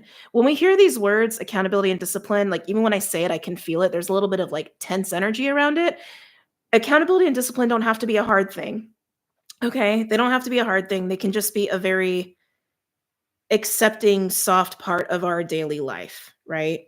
Because all accountability and discipline are is just an honest conversation with ourselves and a follow through on what we want and what we feel and what our truth is. That's all it is. That's all it is. We have kind of been, I hate to say programmed, but like rewriting those associations of discipline and accountability, I think are very helpful because I keep getting the feeling as I'm saying it of like being hard on the self, but we don't have to do that. Father coming in here, look at the little yellow creeping in. Father coming out here is just highlighting accountability and discipline, but it's like in a soft way. It doesn't have to be hard. It is in a soft way. Okay. And they're saying self-care. Even when we use that term self-care is just discipline, is what they're saying. Self-care is just discipline and accountability, but again, it doesn't have to be hard. It can be a very soft and loving exchange. Yeah, there's something about that, looking at self-care differently, looking at it for more of what it is. And I'm getting so much coming in here, signs. Getting a little bit of escapism with that. And now I just got Neptune. So you guys could have an interesting Neptune placement or Pisces in your chart. Especially if you're an Aqua, right? You most likely have some Pisces somewhere. I don't want to get lost in this. Hold on, come back. Yeah, almost like using self-care to escape when that's not self-care, that's escapism. Like, for example, like taking yourself out to dinner and then going, I don't know, doing something indulgent and calling it self-care. It's not to say that like we don't need a break or we don't need to relax, but there self-care is actually caring for this for the needs of the self, right? Physically, emotionally, mentally. That includes like hygiene, that includes physical activity, that includes mental health checks, right? Things like that. Um, to be accountable and disciplined with that in a way that is soft and loving, but not escaping. Well, that's very specific, isn't it? Okay.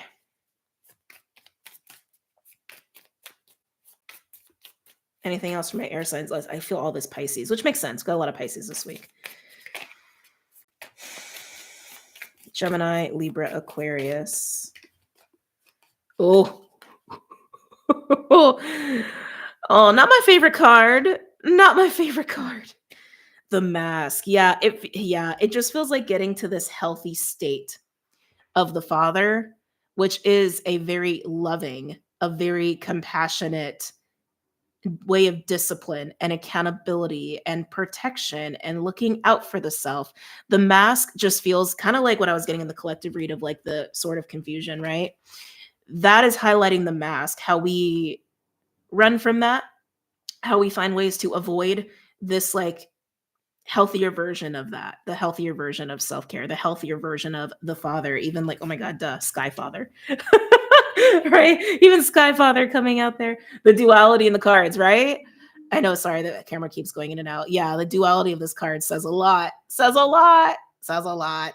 Um, yeah, remember what I said too, the well of wisdom, Mercury, Pluto, and Aquarius, the getting to the root, the true root of everything. There's a huge well of truth that we all have access to at this time, however you want to use that. And I'm just getting this a lot with you, air signs, that it is about the true healthy version of what father archetype energy is, which is compassionate, loving, discipline, accountability, care, and protection.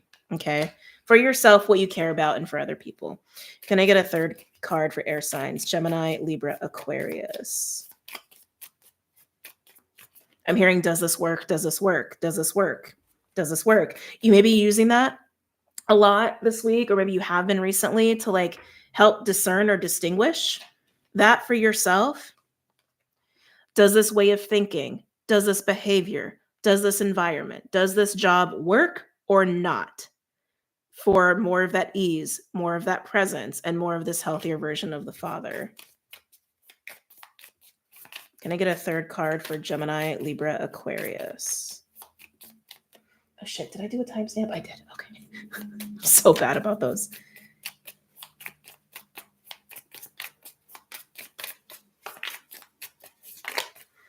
Oh,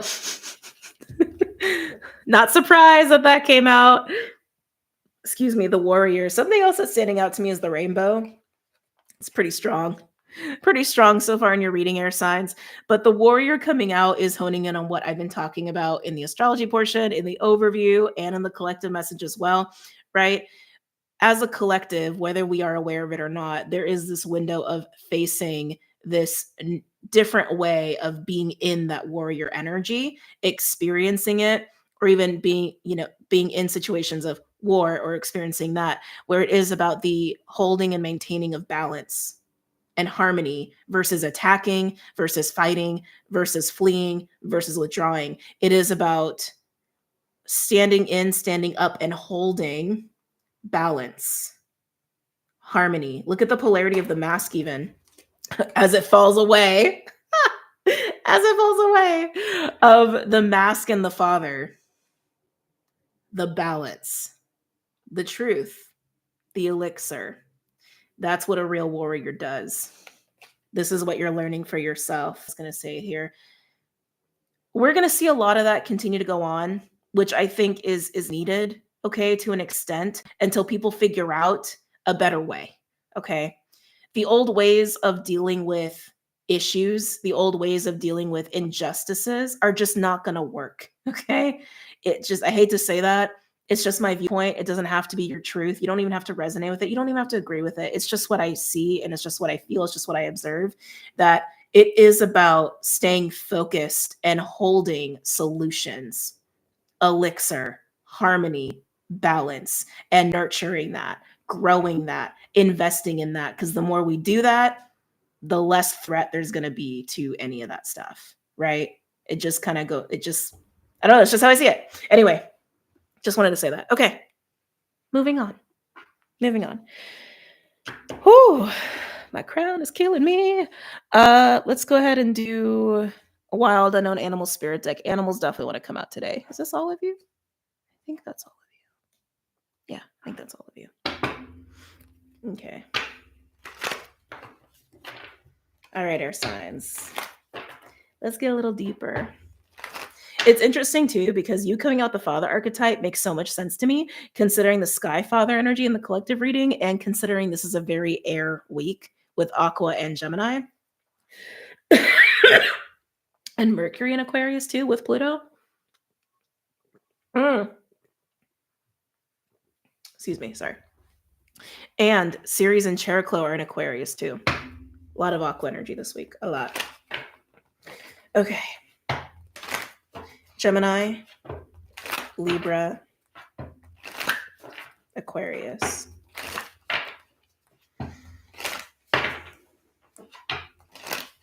Gemini, Libra, Aquarius. For some people, hold on, let me fix my eyeliner a little bit. They're showing me the Five of Swords, which it did almost want to come out in the collective read if you're using the timestamps. I do think for some people there's going to be some humbling going on this week. If we can't get out of the ego and we resist, hold on. Okay. And we resist the alignment of the higher mind, the mind, and the heart and soul. If we resist that and we hold on to ego, there may be some humbling going on soon. It's not a threat. Don't be afraid of it. I think most of you are not going to be in that bag anyway, or boat anyway. It's people who want to hold on to the old and they don't want to be open to evolution. They don't want to grow. They don't want to be open to just different. And this is a week for that.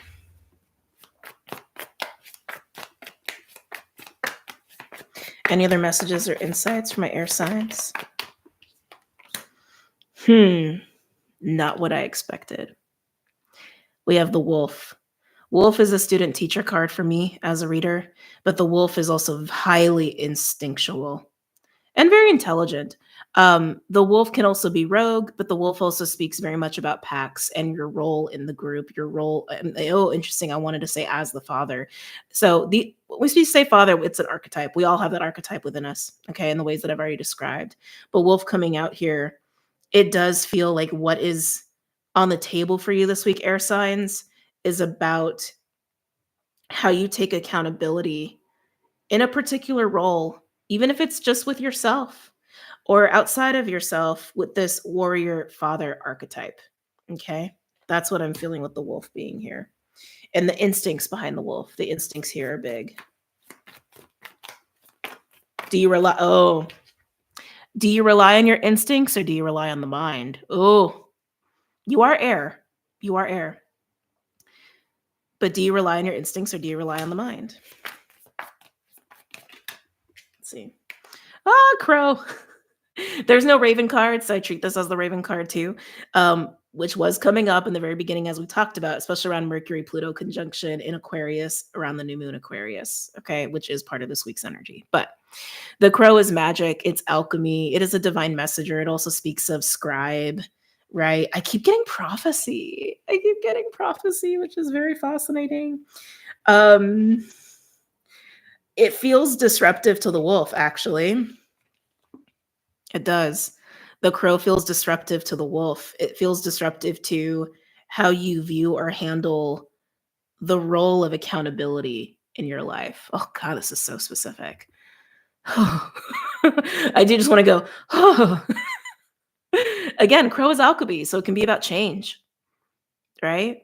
It can be about change, but I keep getting this like prophetic, wise, magical energy, and it feels kind of like the Sky Father in the collective read disrupting the wolf or causing some sort of change, but it's going to help you to see something differently about your role that you take on in terms of accountability.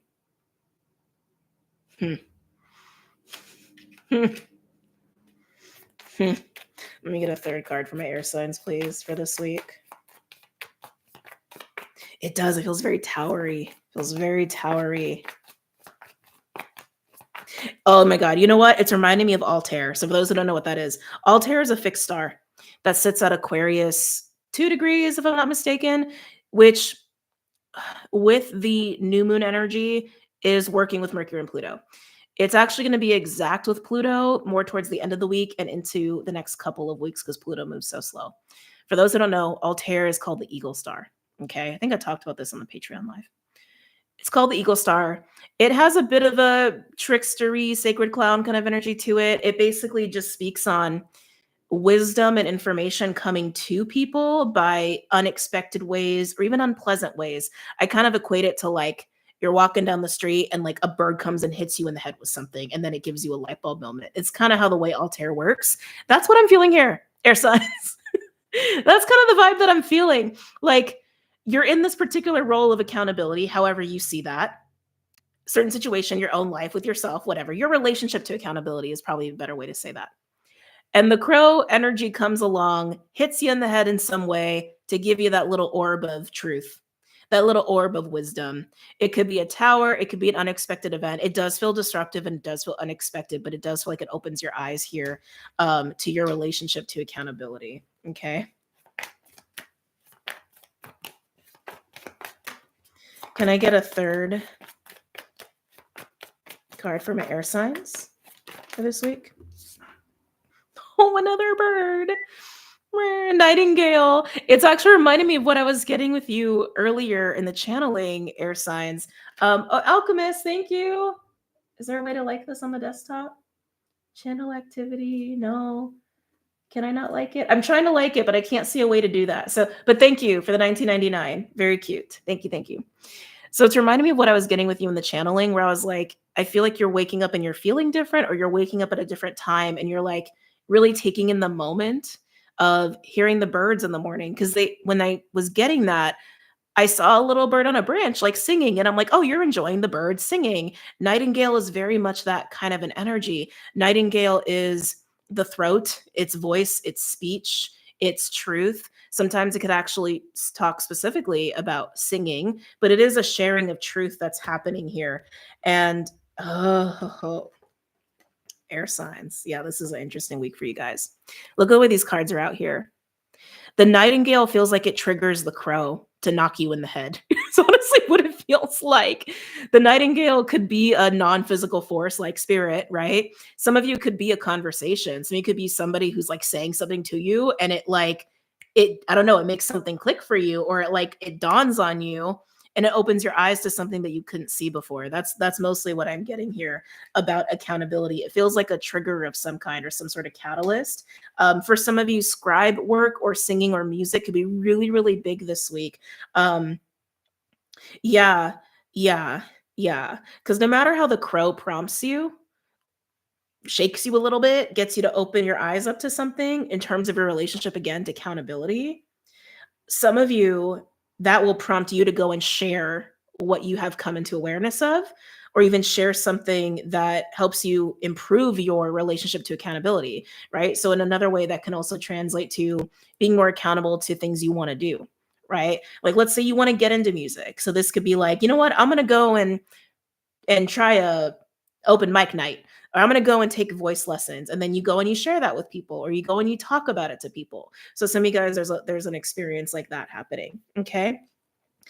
But your relationship to how you are accountable or not is getting shaken up in ways that are needed and very positive. Okay.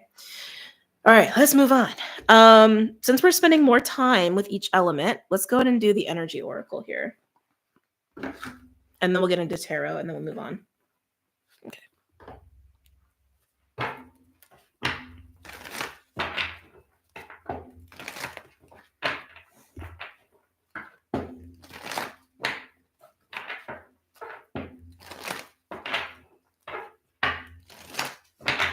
One more.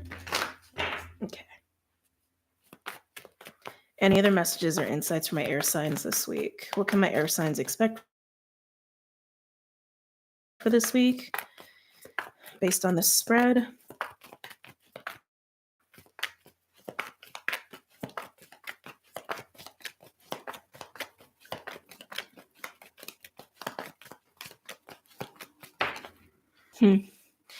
Caring connections. Interesting. Caring connections is pretty specific. It's about relationships of all kinds, right? So friendships, family, coworkers, it's lovers, etc. It's relationships that's kind of more in the Two of Cups realm, where there is a shared awareness of heart to heart connection, soul to soul connection, right? Where there's some sort of emotional investment. So this is part of the theme for you, which is fascinating to me. Um, mm, Someone could be, like I said, for some of you, this nightingale energy could actually be like catalyzing this for you, getting you to open yourself up or opening your eyes to something, right? So this could actually be about how someone else or other people get you to see or acknowledge your relationship to accountability. Okay. Some of you might start to realize that you want to be more accountable to what you want to do, and that could be in service to people, where you can like support people or help people. People are clearly involved in this with you. Okay.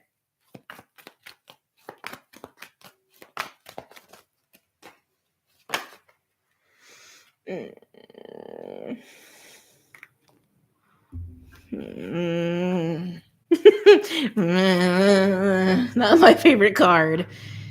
Deceit. Also very clear. That's very Seven of Swords. Deceit can also be how we deceive ourselves, right? This is giving the mask vibes that already came out in your reading. Oops, sorry, Crow.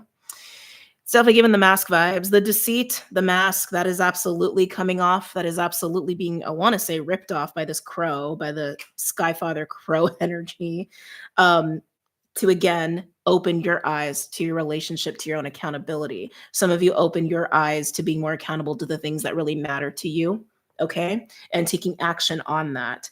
And it definitely seems to be that this can be catalyzed by someone you care about or someone who cares about you. Some of you, it's going to open your eyes up to people around you that you actually realize that you want to be accountable to, like to be of service of or to help or support. But the deceit card, that is absolutely speaking to the mask. Okay. And it's when it's with the crow. So the crow is like, oh no, no, no, no. We're going to rip that off real quick. Like right now. Okay. A third card for my air signs, please.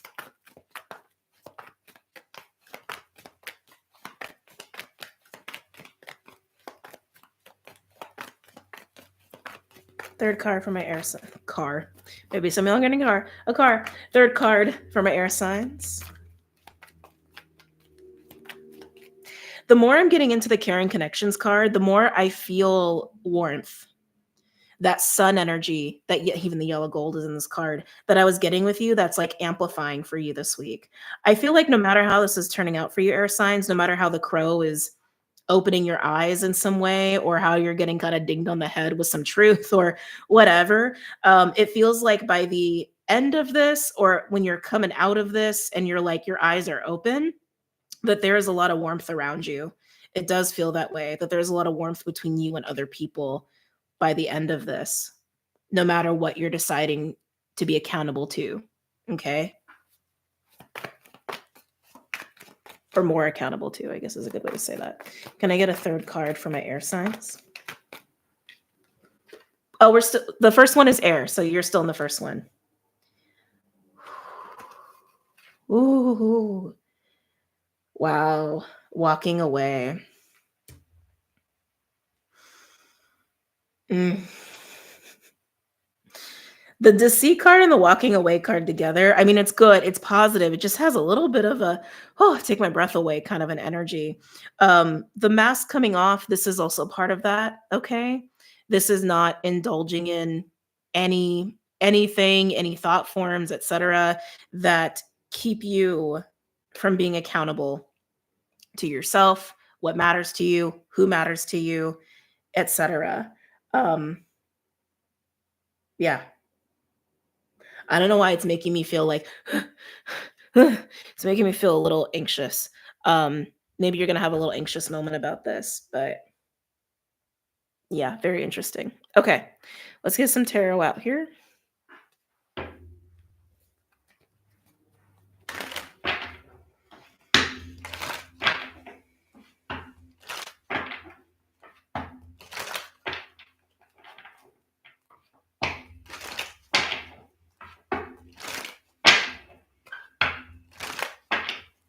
Okay. Any other messages or insights from my air signs? Gemini, Libra, Aquarius, pertaining to the spread. Oh, guess that's not a shock. 5 of Cups coming out. 5 of Cups is loss. It's grief. It feels like it's tied to this. It feels like it's tied to this.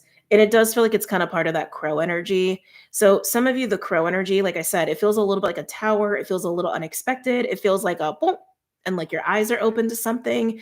And it does feel like once your eyes are open, there's some sadness that takes place, which makes sense, right?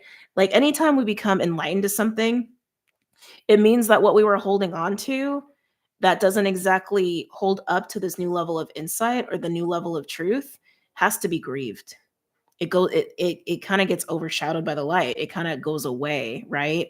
So that's kind of what I'm getting here with the 5 of Cups. Whatever awareness is coming with this crow with you, there's a moment of it's grieving the mask. It's grieving deceit and letting go and grieving what you know is not true anymore. What you thought was true and you are realizing is not true. It's grieving the mask. You can even say it's letting go of illusions you've had, blinders you've had, things getting in the way of you being accountable to yourself or to what matters to you, all of that stuff. It's grieving that. Okay. Anything else for my air signs? Gemini, Libra, Aquarius.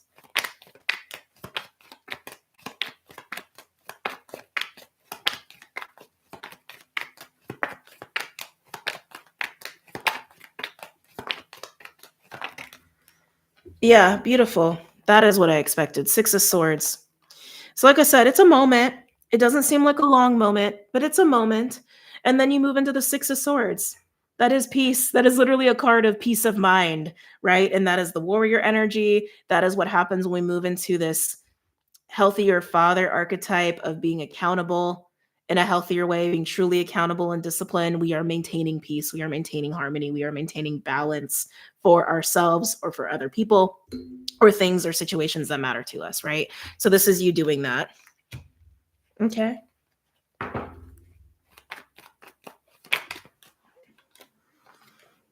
Really? One more. I'll show you guys in a second. One more. Why is Eight of Swords here? Why is Eight of Swords here? It's part of the mask. It's like, it's interesting. Now it's like, I'll show you guys in a second. Can I get one more for the Eight of Swords? Yeah, okay. So they're just kind of hitting the point home. So Eight of Swords came out. And I was like, really? So it looks like this. The 5 of Cups, the 6 of Swords, the 8 of Swords, and the Lovers in reverse. That 6 of Swords is the maintaining the balance, maintaining the harmony, getting into that accountability, all of that stuff. And I feel like I'm just looking at a sandwich a little bit of that mask energy. The 5 of Cups is grieving the mask, but the 8 of Swords and the Lovers in reverse feels like the mask itself, right? 8 of Swords is how we blind ourselves. It's entrapped, restrictive, like ways of thinking, ways of looking at things. Sometimes could come with illusion, but it's usually rooted in some sort of fear or insecurity. And then we have like, limiting beliefs, defense mechanisms, ego, things like that. Lovers in reverse speaks to lack of alignment. It also speaks to putting off choices. Some of you guys may have been putting off a big life decision. If anything, I feel like that can be in relation to a relationship or in relation to putting time and money and energy into what matters to you or things that make you feel really good and excited, like creative projects or trips or things like that. But this is definitely the effect of the mask. It has just enabled this continued lack of true accountability, discipline, and self-care to you and to who or what matters to you. But the 6 of Swords is implying you removing yourself from that because you're grieving the mask. You're letting go of the mask. Okay. Can I get a couple other cards here for my air signs? Am I taking these? No. Ooh. I almost want to say let there be light, which is not what this card is about. This is about let there be truth. Let there be truth, but I did hear let there be light. Very interesting. We have Gemini showing up here. Tell me about the Knight of Swords. Usually implies some sort of communication, right? Which I was getting some of you are definitely, that's part of this for some of you. Am I taking these? No. Tell me about the Knight of Swords.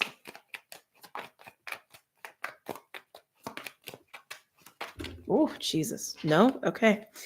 There's a lot going on with this Knight of Swords. I can feel it. There's a lot of energy behind this. The Knights are all fire. I just want to go like this. Tell me more about the Knight of Swords. What's around this Knight of Swords energy? Tell me about this Knight of Swords energy for my air signs.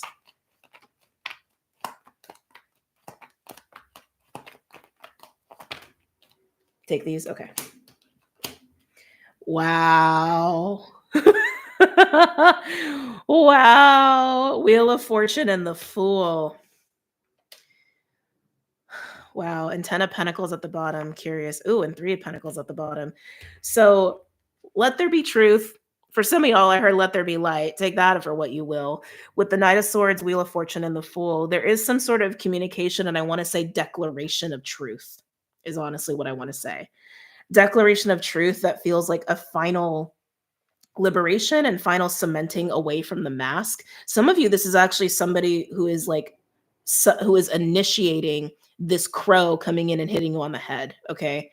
That is absolutely for some of you, which sparks the sadness and sparks the realization. And then you like start to find your own balance and move on here. But I do feel like most of you will move into this space, and it that's how they're saying it. It's like, it's a declaration of truth that finally lays the mask to rest and leads to freedom with the Fool. And also with the Wheel of Fortune. Wheel of Fortune is very much like, oh no, we're shaking things up. We're changing things. This is the winds of change. This is luck. This is optimism, right? That's at play here. But yeah, some of you, someone comes at you with this energy, with a declaration of their truth, and that actually wakes you up to your own mask and your own relationship to your accountability and what matters to you and where that can grow or be improved upon. And that sets you on your own path to finding balance and peace away from indulging in that. Okay. Wow. Wow. Let's move on to another element. Oh yeah, that was over here. Okay. That was a doozy. All right. Fire, earth, or water. Hold on a second. It's falling out. Okay. Fire, earth, or water. What is up with these headphones? Okay.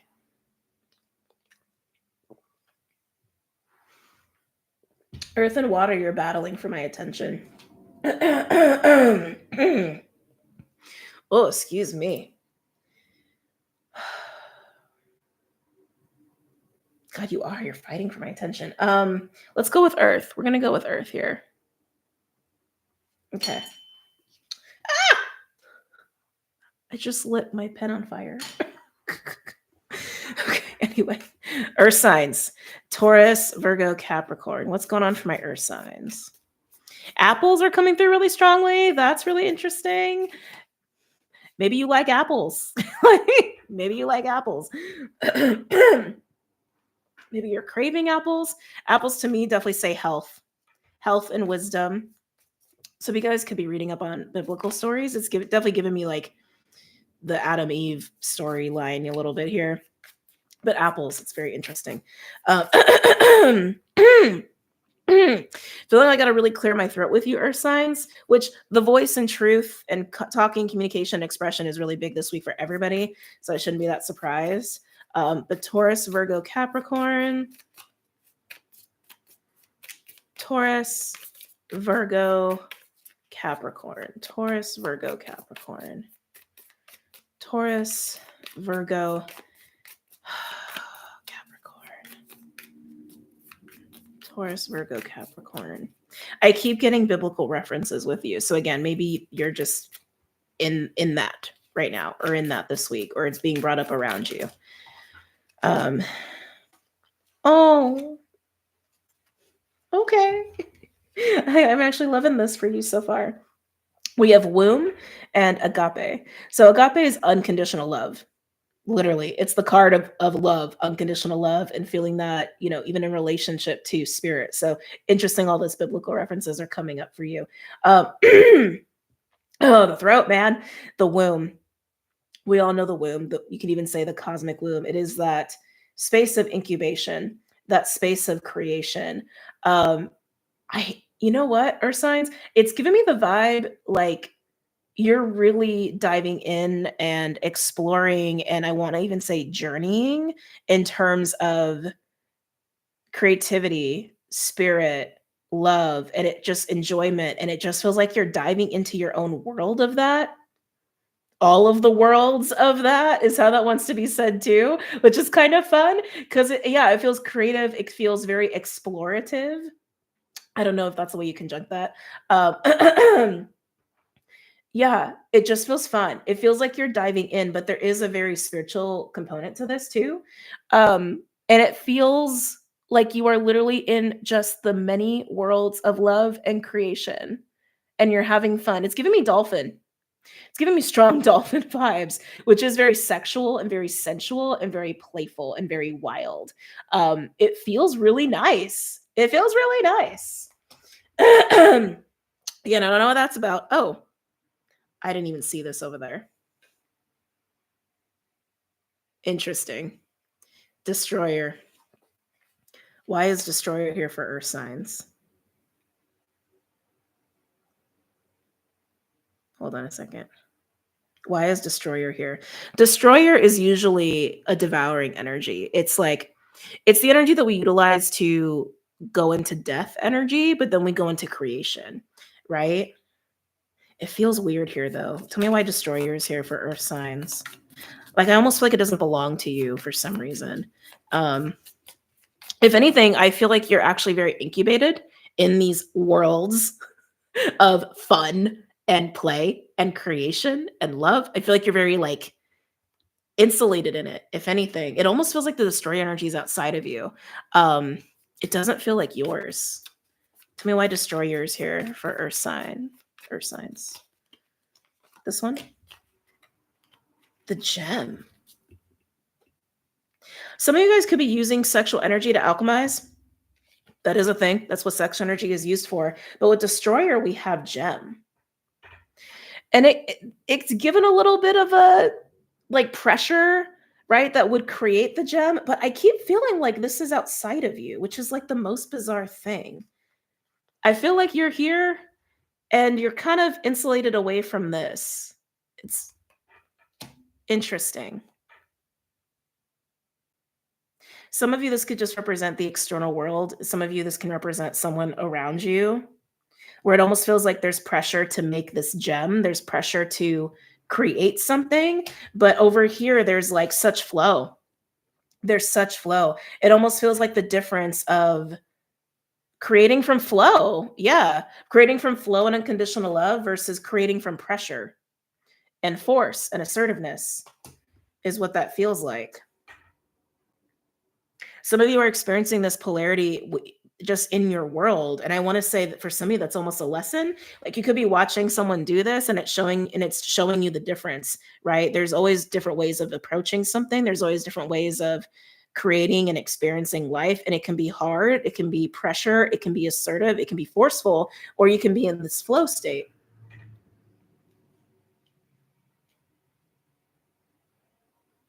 And again, some of you could absolutely be um letting go, alchemizing, transmuting, destroying anything that's keeping you from flow, your own flow state, right? Cleaning house. That could absolutely be what's happening here. But I keep getting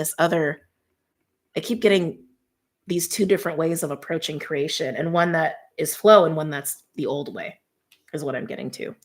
Interesting. Okay, let's go ahead and pull some animals for you.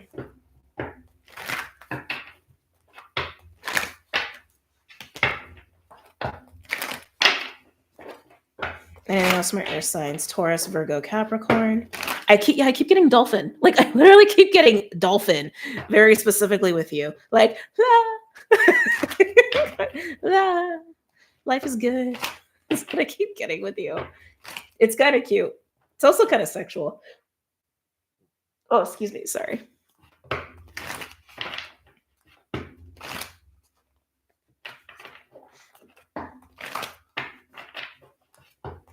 Any messages or insights from my earth signs? It almost feels like you're a water sign. Which earth and water were kind of battling a little bit. Taurus, Virgo, Capricorn. Oh, not taking that. That's way too many. There's like 6 cards that came out. I thought one just flipped over. No? That was so weird. Okay. Taurus, Virgo, Capricorn. Ooh. Oh, it's talking. It's talking. Okay. Taking these 2. We have Eagle and Phoenix. I mean, I was feeling Dolphin with you, but it makes sense that this is also occurring. Look at that. Look at that. Doesn't that kind of scream sacral and just flow and creation and all of that? So Eagle is akin to the World card. It usually speaks to new cycles opening. Oh, also Eagle's been coming out a lot for this week. I talked about it in, I think it was air signs reading about Altair. Talked about in the collective read. Also came out with Skyfather card. Eagle is big right now. Birds are also big right now, just symbolically. But anyway, so Eagle is usually indicative of some new cycles going on. Phoenix relates to the root chakra, but also speaks to Kundalini energy, Kundalini risings, rising up from the ashes, and this like new sense of vitality, this new sense of life. And I feel that with you. I absolutely feel that with you. Again, some of you could have been going through this process of cleaning house, and now you're ready to play. Now you're ready to enjoy, and now you're ready to have fun. Okay? This is like, get out of Earth Sign's way, essentially.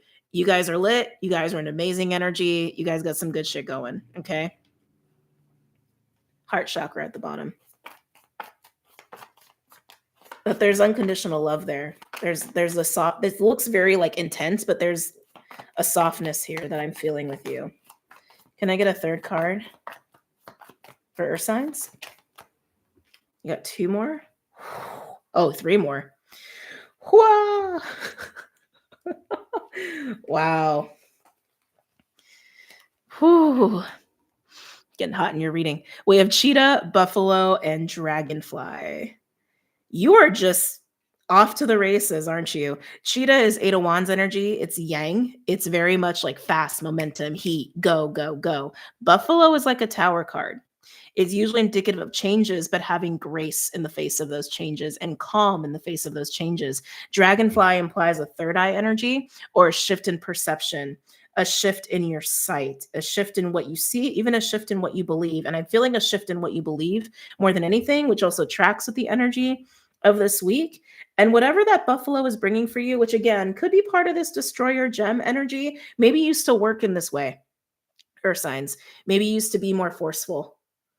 Maybe you used to be more like just push through to get what you want or to make things happen. And you're learning a new way, that it's about flow. And there's just something so inspiring with you and exciting for you in this shift in your perception, this shift in how you approach creation, how you approach what you want.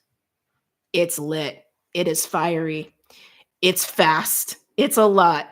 But I keep getting a softness. We don't see it here in the animals, but I keep feeling a softness, like very dolphin, like I said, which actually has a lot of these orangey colors in the card in this deck.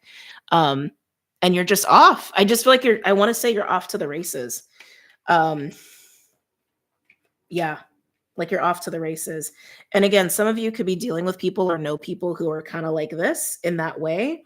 And if that's the case, I feel like you are off doing your own thing and you are almost putting yourself in kind of like this, I want to say insulated container or like a new timeline or reality, however words you want to put it, where you're just like,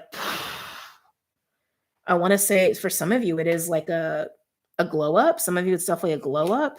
Some of you, it's a blossoming because you've allowed yourself to see things differently. You've allowed yourself to operate differently. And again, some of you as a result of a clean and house sort of an experience, okay? Wow. Okay. Let's pull from the energy oracle for my earth signs.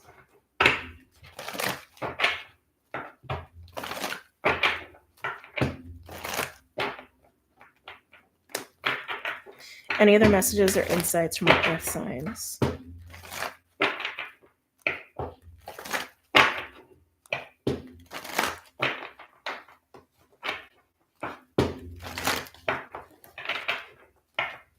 Taurus, Virgo, Capricorn.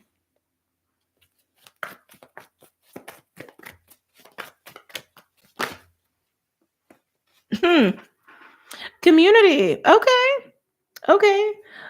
Again, I feel like you are very insulated in your experience, but that doesn't have to be isolated. Insulated is not isolated. They are two very different things. If anything, I feel like you are probably around people who are like you. You're probably around people who are in your vibe, in your frequency, who also feel like they are that they're very much in flow and having fun with it and having fun creating, having fun. Okay. If you're dealing with people, they are like that. They are like you. Um, and if you are dealing with anybody who has been like this, you're not dealing with them anymore. Okay. You know, some of you are definitely getting a change as far as like community or people that you surround yourself with. Anything else for Taurus, Virgo, Capricorn? Taking this one? Okay. Ooh. Anxiety. Hostilities on the bottom as well. This is kind of like 9 of Swords and 5 of Swords. I feel like the anxiety is changing. The anxiety, I think, for a lot of you comes from this. That's what I think. Operating like this previously, dealing with people like this, I think that causes you anxiety because with the Destroyer, I keep getting a forceful, like going against like natural flow of things, literally, the opposite of flow is what I'm getting here. And I think you have actually been working through that. If you haven't experienced this yet, it's probably upcoming. Okay. And I want to say, as you work through that anxiety and this forceful need to push, it's almost like, I don't want to say, like you're putting expectations on yourself to make certain things happen or to have certain experiences that actually aren't meant for you, which that kind of dissonance does create anxiety, right? It's like trying to fit in with people you don't really fit in with. That'll just make you anxious as shit, right? Or creating something that's really not even aligned with your essence anyway, or your creative energy anyway. Like it's just going to make you feel uneasy. It's just going to make you feel anxious. And that's what I'm getting. And some of you, thank you. There's a lot coming in here, earth signs. Hold on. Hold on. Some of you are going to realize why you do that. Some of y'all are going to realize why you do that. Expectations you've placed on yourself. Maybe they came from society. Maybe they came from family, et cetera, et cetera. We know how it goes, right? Imposter syndrome is coming up quite a bit. Either way, you are moving through this. You're moving past that. Because womb and agape. My face is so itchy and hot. And you can see it. It's like turning red all of a sudden with your energy. You talk about anxiety and I'm like, oh, I feel all like uneasy. Moving into that, this is alignment. Like this card is literally the epitome of alignment, which is why it's unconditional love. Ease. This facilitates ease. Okay. Can I get a third card for my earth signs?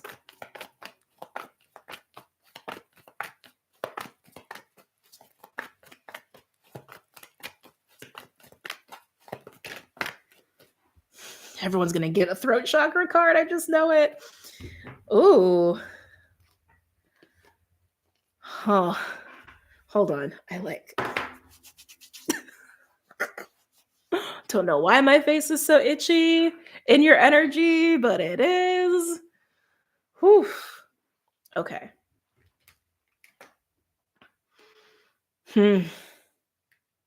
Envy in the throat chakra. I feel like we were already touching on that, right? The pursuit, the behavior, the actions that you were engaging in or dealing with people like this, right? Who engage in behaviors, ways of doing, ways of thinking that are actually very dissonant from who they really are.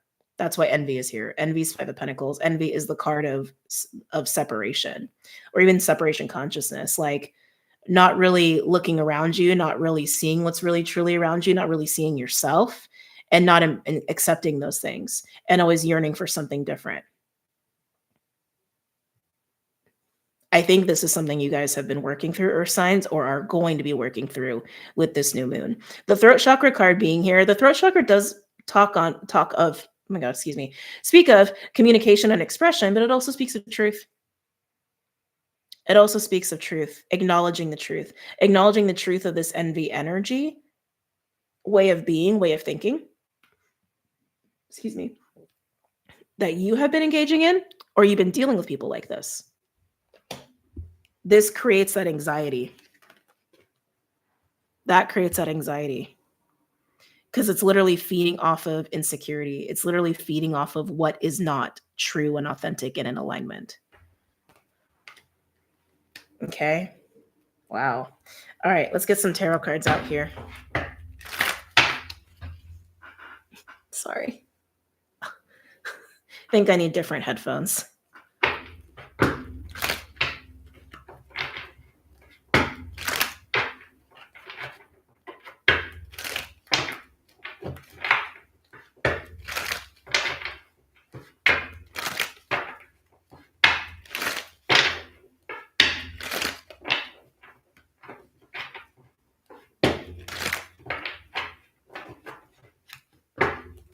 I heard something. Any messages or insights for my earth signs?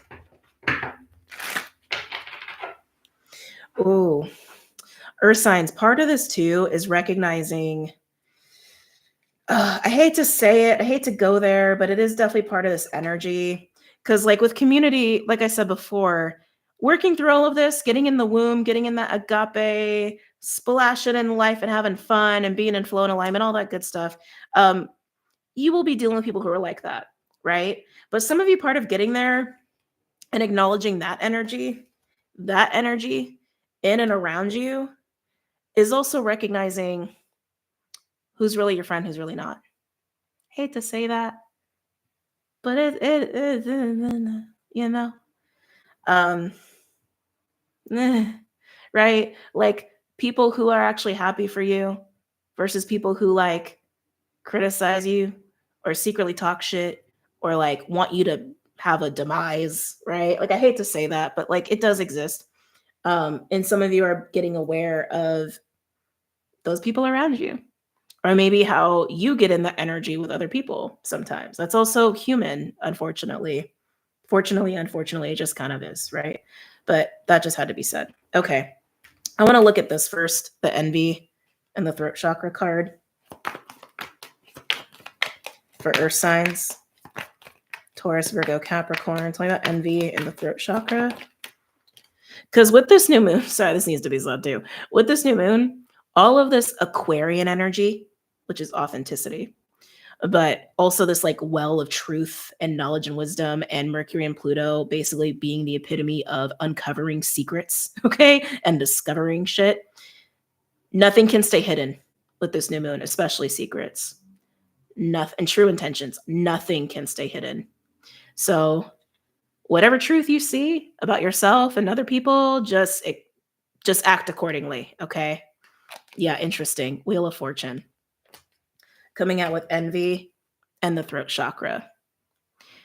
These ways of being, thinking, etc., all the ways I described about you and other people will come to light and will be seen because it needs to, and it will turn the wheel in the direction it needs to go. It is upright, right? But if the wheel's turning upright for us, sometimes it's turning down for another person. If we're moving into flow, which it looks like you are, other people may be going into ebb. It is just the balance of the universe and all things, right? So this reveal of this kind of behavior and ways of being, it seems inevitable is what I'm trying to get at. It seems inevitable. Tell me more about envy and the throat chakra for my earth signs, Taurus, Virgo, Capricorn.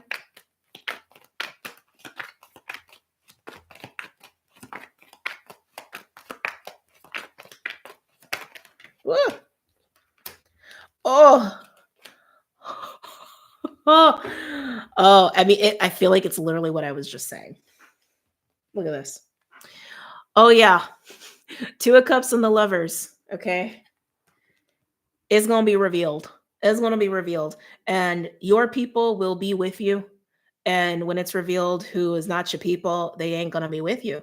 It's going to be just Very simple. And like I said, this may even reveal these qualities about yourself. We're not perfect, we're human. So if this comes to light about your own behavior, again, take accountability where it needs to be had, not just for other people, but for yourself and your own sense of fulfillment and joy and happiness and just health. Okay. And relationships for you are signs, oh, they will change, which makes sense because Uranus and Taurus is sextile Venus and Mars. Uranus is that planet of unexpected shit, unexpected changes. Okay. Transformative, even in a way, sometimes. That's more Pluto, but you understand what I'm saying. So, yeah, relationships will change. They will change drastically, including how you look at them, feel about them, approach them. All right. Wow. For some of you, this is going to be like life changing conversations as well. I don't even think I need to look deeper into that. That looks really clear. Let's look at anxiety. Again, anxiety just feels like a consequence of dissonance, a consequence of not being in alignment, okay, and dealing with people not in alignment, people not in alignment with you. This is starting to feel more about people than just your way of working, but some of you, they're tied together, or they're one is influenced by the other or affected by the other. Again, your way of working, operating, and or relationships, okay? Tell me about anxiety. Oh, Jesus. Let there be light. Let there be truth. Knight of Swords. Knight of Swords. Okay, tell me more about this anxiety. Again, the anxiety feels like that's getting dissipated as you move into this state of alignment. Three of Pentacles. I like Earth signs. I'm not loving this energy. It's like before moving into alignment, right? In that womb, agape, unconditional love, splashing around like a happy dolphin, etc. kind of energy. It almost feels like you're having some sort of like walking on eggshells a little bit around certain conversations or speaking with certain people or dealing with certain people. Knight of Swords and Three of Pentacles, this is usually very direct communication with friends, with, excuse me, with colleagues, people that you're like making plans with or building things with or working with. And I'm getting this like walking on eggshells kind of an energy, which no one should feel like that. If that's a regular feeling, hold on a second. Come back. If that's a regular feeling in relationships, something's not right. Okay.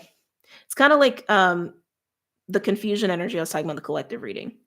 If you're walking on eggshells around someone consistently, something's not right.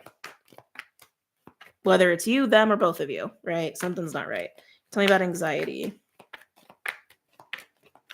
for my earth signs.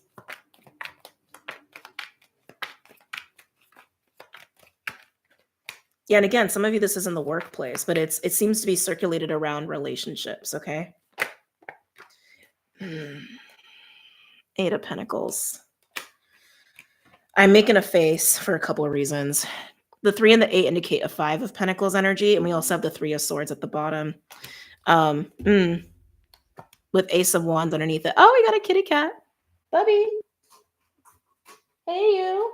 Aw. We'll see if he gets on his tree. He probably will. That 3 of Swords on the bottom really indicates that tension that I was speaking of and really hones in on that anxiety.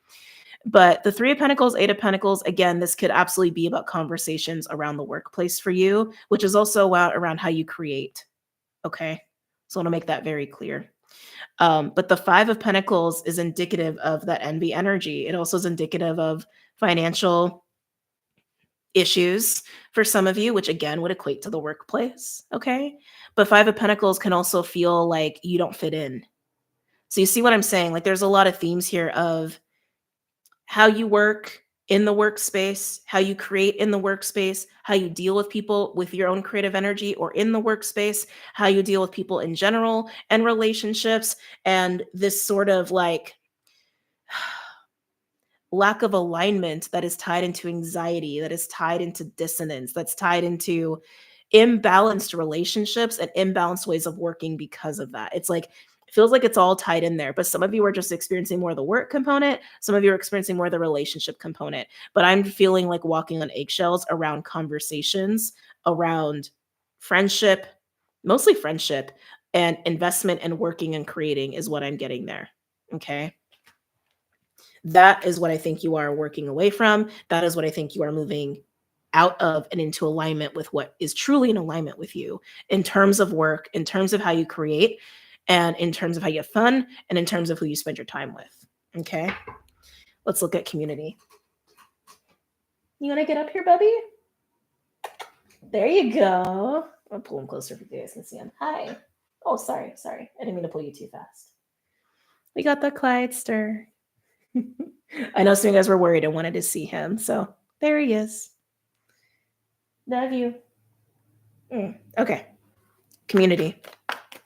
Looking at community now. Talking about community for my earth signs. Taurus, Virgo, Capricorn.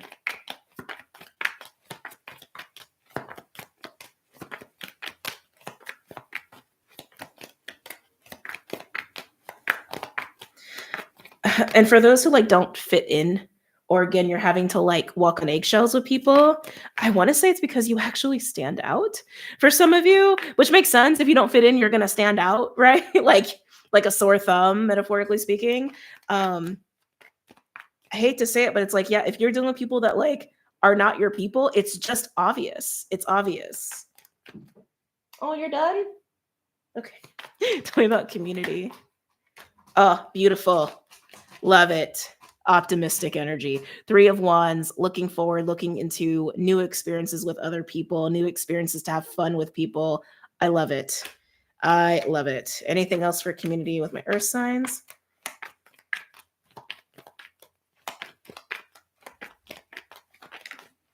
Ooh. Yum. What did I say? Empress. Like the way I was feeling your energy, like that like splashing and playing in life, very Empress, Venusian, expansion, abundance, fertility. It just feels like like just being in really, yeah, just yummy, playful, sensual, having fun, having a good time, energy. Everyone loves the Empress. You're being treated like an Empress energy when you move into this state of alignment and away from what you're not aligned with, including how you work. Like I said, however you work or how you create is on the table here for some of you versus relationships, where before it feels like a forcing or trying to like make things happen that maybe you're not actually aligned with you. This is you in alignment. And this is you working in more of that like flowy kind of feminine way and just like shit's just happening. Shit's just flowing easy. And like, I don't have to try because that's how it should be. When things are aligned with you, that's how it should be. It shouldn't be that hard or uncomfortable. Oh, I love it. Okay, one final card for community and then we'll move on. Look at all that yellow. Oh, all that gold. Let's see here. Oh, well, that just said it all, didn't it? So, didn't it? 7 of Swords, the King of Wands, and the Queen of Wands. That's what you're leaving behind. It's interesting too, because with King of Wands and Queen of Wands, that's very much like a true pair on paper, regardless if it's like friends or I feel like it's more friendship than anything. Could be dating, could even be family, but I feel more friendship or social group or something like that. Even on it's like on paper made sense. 7 of Swords, no, no. No, no. No, no. No, no. So it's like just a no, no. It's what I want to say. Jump scare. You guys are funny. Well, like I said, that said it all. Nope, nope.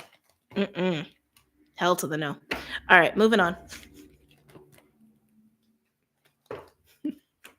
It's just so funny how sometimes it's just so clear like that, right? Oh, some of you guys that could have been like a couple people, or even like maybe even a couple, because the way that came out with the Queen of Wands and 7 of Swords. I'm just going to show you guys one more time. Like, look at that. So some of you guys that actually could have been like multiple people or an actual couple that you knew and were dealing with. Okay. Not for all of you, just explicit to the cards. Oh, do I have to close I might have to close the curtains in a minute. We'll see. We'll see how the light goes. All right. Fire or water? I think we're going with water just because there was something with earth and water going on. Let's go with water. Okay. Water. Where'd Clyde go? I think he's moved on. Okay. Cancer, Pisces, or Scorpio. Cancer, Pisces, Scorpio.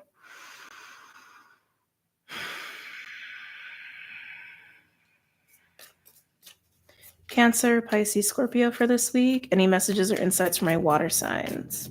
Red may be a big color for you. I feel like that's come up recently. I don't know if it was in relation to water, but that feels very familiar. You just may be drawn to red at this time. Red is an awesome color. I mean, it's the root chakra. It can be very empowering. Sometimes some people see it as a color of protection, even. But red, just getting a lot of red. Cancer, Pisces, Scorpio. Cancer, Pisces, Scorpio. I'm getting strong Leo in your energy. That just wanted to be said. Okay. Maybe you're a Cancer, Leo cusper. Maybe you got Leo in your chart, etc. Okay. We do have the full moon Leo coming up after this new moon Aquarius. But I'm getting really strong Leo. Okay. I don't know why I feel a little like, sorry, just watching people. I'm feeling a little like in your energy, like hesitant, apprehensive, not anxious, just like, yeah, apprehensive and hesitant. The kiss coming out can speak of special moments. I also look at it as a bit of a catalytic energy. Moon cycles are definitely being highlighted here as well. Some romantic energy too. I feel like you're really hesitant about something, water signs. I feel like red's going to help you feel grounded and feel empowered.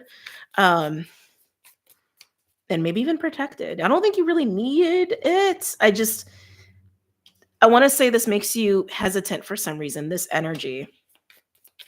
Tell me more for my water signs, Cancer, Pisces, Scorpio. Ooh. Okay, I can see why. Ooh, I can see why. Yeah, you're not really trusting, which, no judgment. Well, we have Judge. Judge, Thread, and Shapeshifter. Thread is really indicative of like the thread of destiny or the thread of fate, the what we are connected to, right?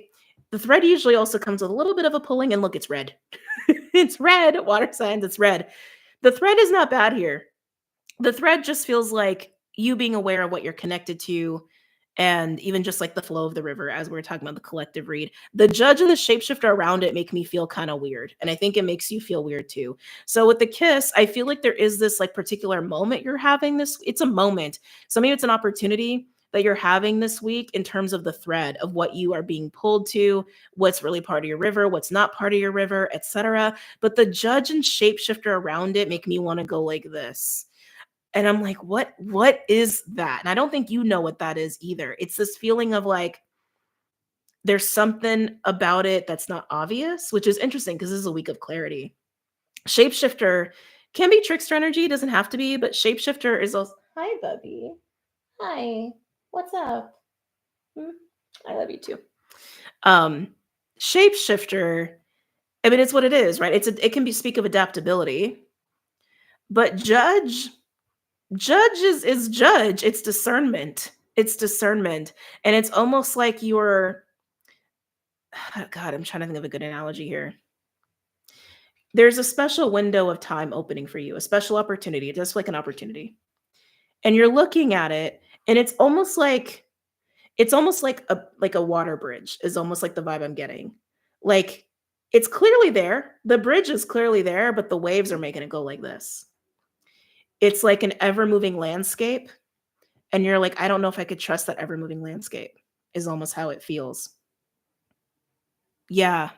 You're not sure. You're not sure. But Judge is here to say you can be, that you have the tools to figure this out and to discern this. Yeah. Yeah. It's like a water bridge or floating bridge. I think that's the better term. Like there's a bridge on top of water, and you're like, okay, I see the bridge, but why is the bridge moving this way and that way? Like, like what's really going on? What's really at the end of that bridge? Yeah, you're not trusting it. Which I'm not saying trust it. I'm not saying that. I want to make that very clear. I just get why you're not trusting it. It's like you're being asked to walk a water bridge in a storm, or a floating bridge on ocean in a storm is what you're being asked to do. And you're like, I don't know. I don't know about that. Let's pull some animal cards. Did I get the timestamp? I did. Okay. Ooh, that sun, man. Cancer, Pisces, Scorpio.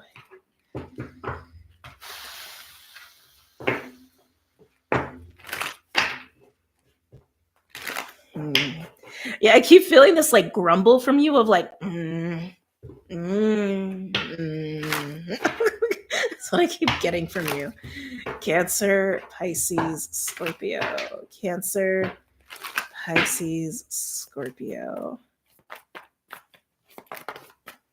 I think you can figure this out. I really do. Spirit, you are so literal sometimes. Eagle and Fox. Eagle, new opportunities, new cycles, a new bridge, floating bridge in an ocean in a storm. Fox, high level of intelligence and discernment. Okay. Fox to me is more Gemini energy. And actually, this is one of the partner cards in this deck. There's specific cards that speak to partnership. Some of you guys, this could be about a partnership. You know your life better than me. Okay. But Fox is intelligence, discernment, making quick, fast, sudden decisions from an intellectual, discerning place. Very King of Swords, Queen. I'm getting strong King of Swords, Queen of Swords in your energy. So basically, kind of what I was already saying, you've got some opportunity here, a bridge that you have the opportunity to cross if you want to, and it requires that fox-like energy to do it and to pull it off. I want to say, I don't want to say safely, but I think that's how you're feeling. I don't think that's the truth. I think that's how you're perceiving it. I think that's how you feel. Some of you, this could be with a fox-like person. Okay. Can I get a third card for my water signs? Cancer, Pisces, Scorpio.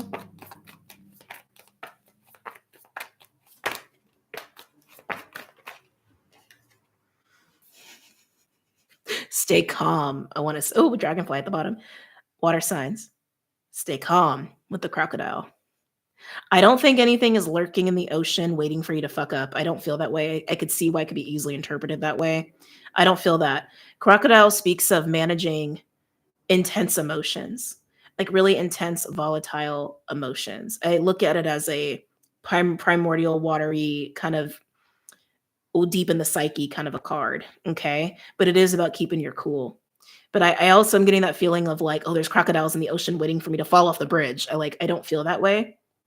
I think that's how you're seeing it. I think that's how you're feeling it. But this is to say, stay cool, calm, and collected. Stay calm, because that is also how you're going to stay discerning. Hold on a second. Buddy. Hey. No. We can't have you over here. Hold on, guys. Okay. All right. He often runs the show. Oh, but yeah, that's what I want to say. The best way, if you want to cross this bridge, I don't think you have to cross this bridge, but if you want to cross this bridge, stay calm, stay cool, stay collected, because that's the only way you're going to stay discerning. Don't let your emotions get the best of you.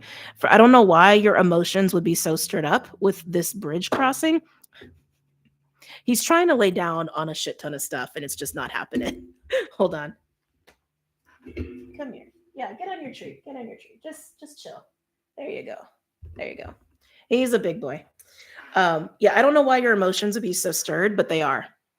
I want to say they are. So stay cool, calm, and collected. Now, for those of you where this bridge crossing involves a fox individual, they could be playing it very cool, calm, and collected, but that could also be like their energy too, where they could be getting stirred up as well. So I'm going to say that again. This could be your energy. This could be the energy of someone that is the metaphorical bridge to cross with. It could even be both of you, if that's the case. But the best way to play this, stay cool, stay calm, stay collected, so you can stay discerning. Okay. All right. Let's get the energy oracle out here.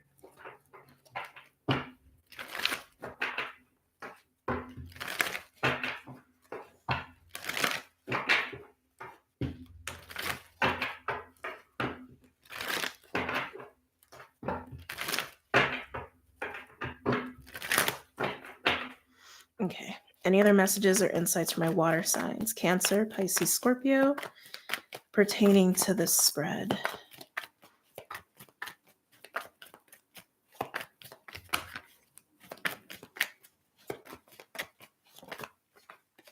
Okay. The sacral chakra, second chakra with Archangel Ariel. That is the creative center. Or you could say one of the creative centers, but I kind of look at it as the creative center, but it's also the sexual center. It's also where we can play a little bit. I am getting some sexual energy. Like I said, for some of you, there's a little bit of a romantic vibe going on here. Um, this bridge crossing, mm, it stirs your sacral, is what I want to say.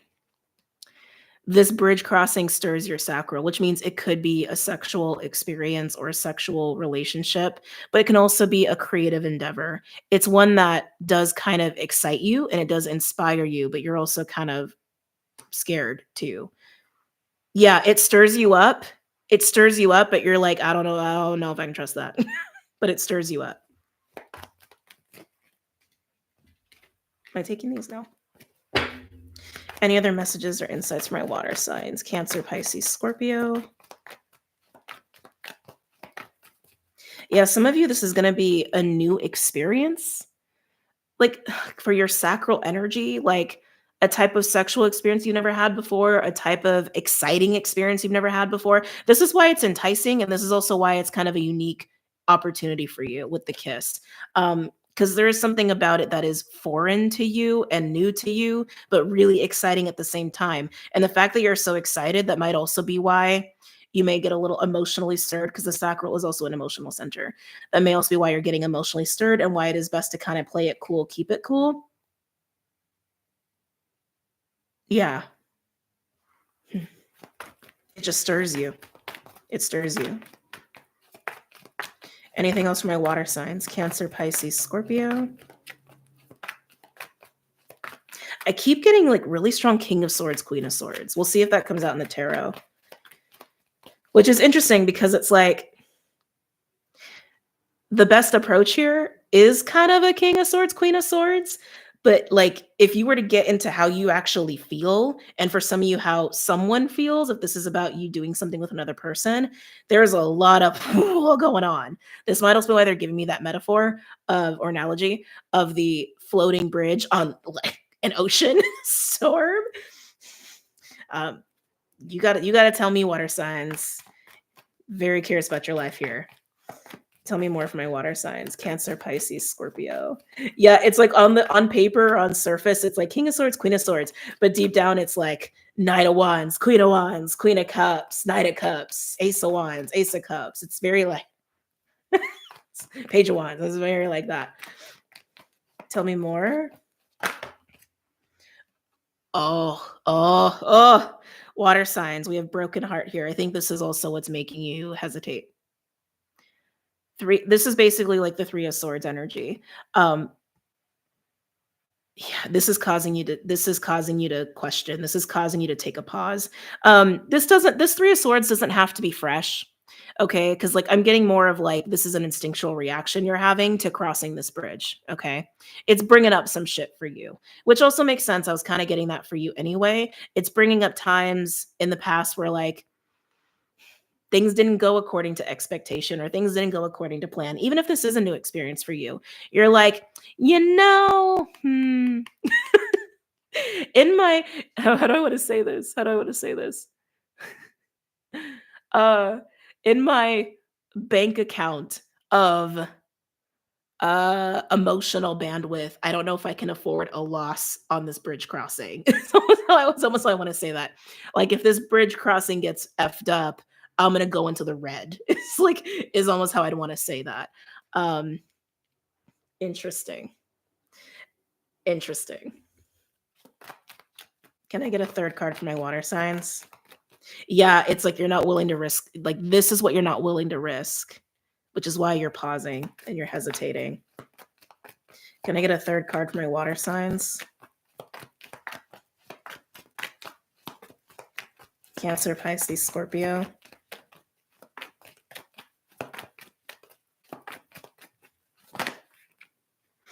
I don't like this here. I don't think you do either. It kind of makes me want to go, we have contract. Victory is like trying to show itself here, just so you guys know. But contract is how it sounds. I don't know why it's making me feel tied down and stifled. Well, that's what contracts do, right? Tied down and stifled. So these are your 3 cards. So this bridge crossing stirs you up. It gets you excited. It makes you feel things, and it's new, and it is a unique opportunity from what I'm gathering. But it requires you to be calm, cool, collected. It requires you to be discerning because you have this. I don't want to say fragile heart. I'm going to say heart that has seen some shit. Okay. A heart that has seen some battles. All right. At play, and you're like, I don't know. And then you have contract coming out. This is kind of screaming the bridge crossing to me. Like, yes, it excites you, but it requires a contract, which tells me it requires a commitment. It requires maybe a literal contract signing. It requires devotion and investment. Like, when you start crossing that bridge, there is no walking backwards, essentially, is what I'm getting. You're crossing the bridge if you decide to cross the bridge. You are, I don't want to say bonded to it. You're signing up for it, right? When you leave the shore and you are crossing that bridge and you start feeling the waves, you're not going to be able to really easily go back to the shore. You're going to have to just like be courageous and keep going till you make it to the other side. That's what I'm getting. So just to reiterate with contract can also indicate soul contracts, physical contracts. It's what we decide to be obligated to. It's what we decide to sign up for, invest in, be committed to, which is very much the energy of this week as well. And again, it stirs you, it excites you, and it is a new, unique experience for you that probably won't come back around after this period of time, just to be honest with you, with the energy that we have on the table and the energy we have of the week. But you got this broken heart. I want to say that is a liability. I hate to say that, but it is to this because it is making you hesitate. But at the same time, it's like I keep getting this emotional bank analogy. Hold on. Oh, he's getting a little more energy. He's playing with something. I keep getting this like emotional bank analogy. Like, you just don't have the emotional funds to cover a loss. That's what it is. You don't have the emotional funds to cover a big emotional loss, is what it is. Which is why you're like, let's get some tarot. What is it, buddy? Yeah? You feeling better? Huh? I can't tell if he wants to play or if he wants food. If he wants food, that'd be amazing.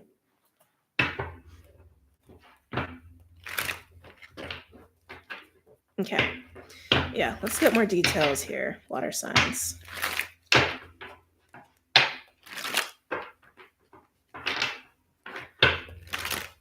9s seem to be big here. 36, break it down to a 9. The 9. This one's a 6. But just pointing that out. 9s and 6s here.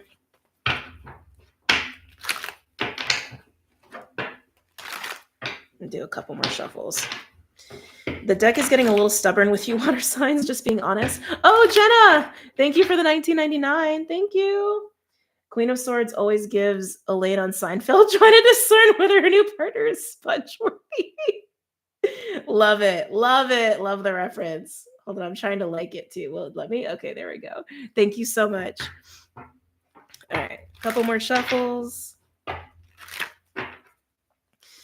First of all, let's look into the broken heart. Let's just look at the lack of emotional funds, okay? That where you cannot afford an emotional loss right now. Okay, let's just look at that. Let's just look at that. Talking about broken heart.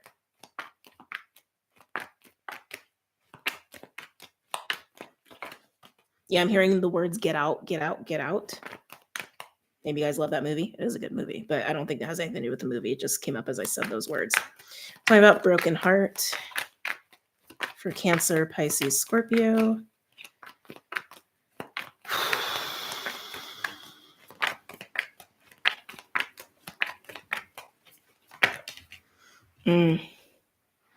Emperor. I'm actually getting control here. Could you have had some emotional collateral damage from an Emperor energy? Sure. But if anything, I'm actually feeling more of being in the control seat is what I'm getting with the Emperor. Emperor is also Mars. I also look at it as Taurus, so Aries, Taurus vibes going on here. This can also represent authority, a boss, etc. Father figure, grandfather figure, patriarchal sort of an energy. But I'm feeling more Maintaining the power position is what I'm getting with you with this broken heart, which makes sense, right? Because if you don't have the emotional funds for a loss, you're gonna try to I don't know what's all this like finance lingo going on in here. You're gonna want to control things, right? I'm getting the word litigation. Interesting. Tell me more about broken heart for water signs.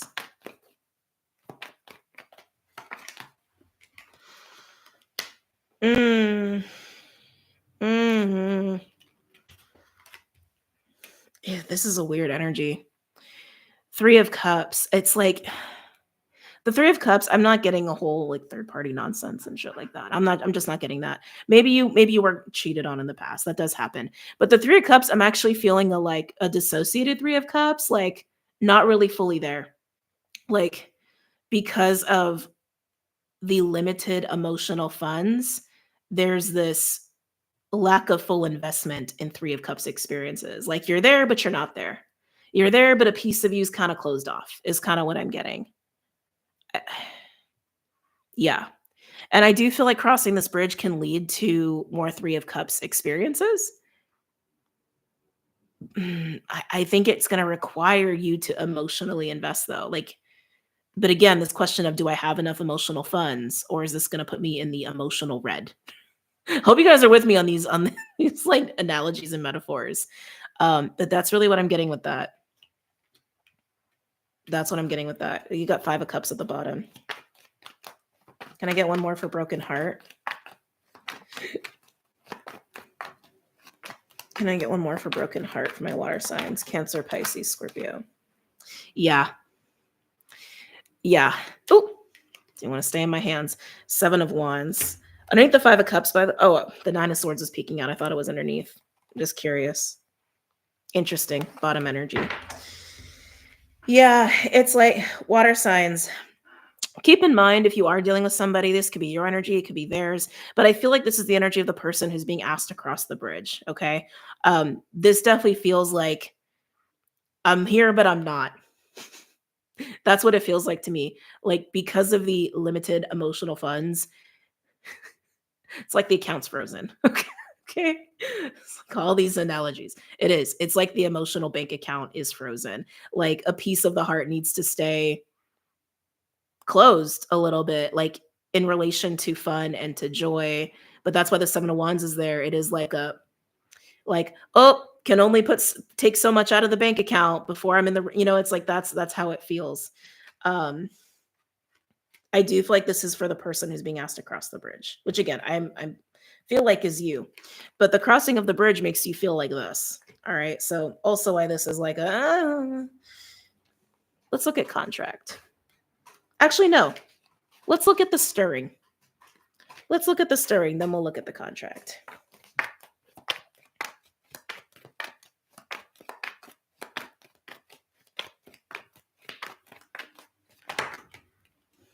Is it what I think? Oh, I thought that was the Queen of Swords.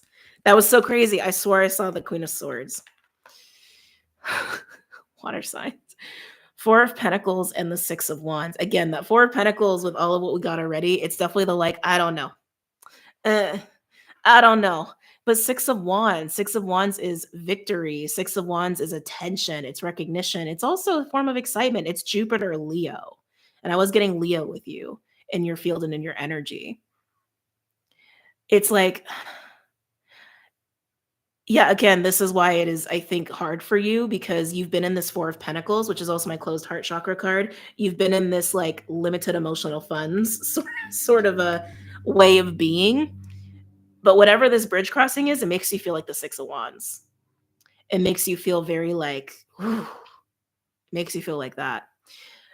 I almost want to say for some of you, it almost like, I'm getting like a lapsing, like it pulls you out of the Four of Pentacles a little bit. Almost like that catches you off guard as you like get close to it or start to like maybe put your foot on the bridge. Like it does. It pulls you out of the Four of Pentacles. It pulls you out of the limited emotional funds feeling. I think that probably freaks you out a little bit. All right, let's get a third card. Again, some of you, this is purely about creating something. It doesn't have to be about another person. I want to make that very clear. It just stirs your creative, sensual, playful juices. Okay.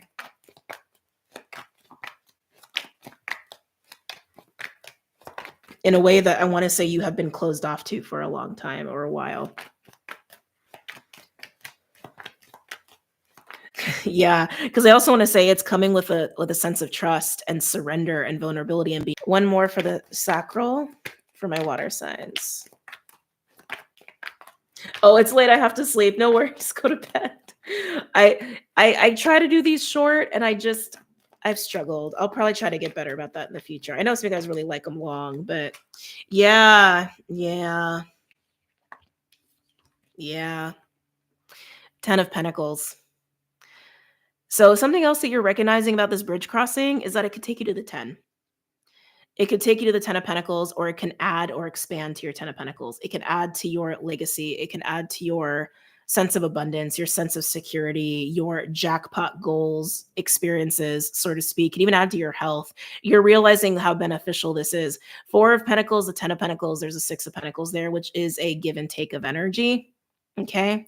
So kind of indicative of, for some of, like, of the additional component of other people in this for you. Not all of you, but some of you.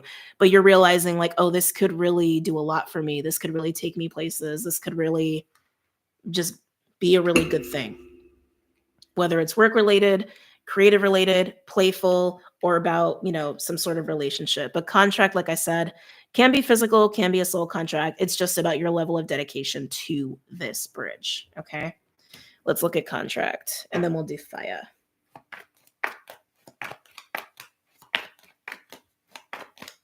Tell me about contract. Hey, you. Yeah. Oh, his coat is so pretty in the sun, in the coloring. Sorry. Cat mom. I love him to pieces. Okay. Contract.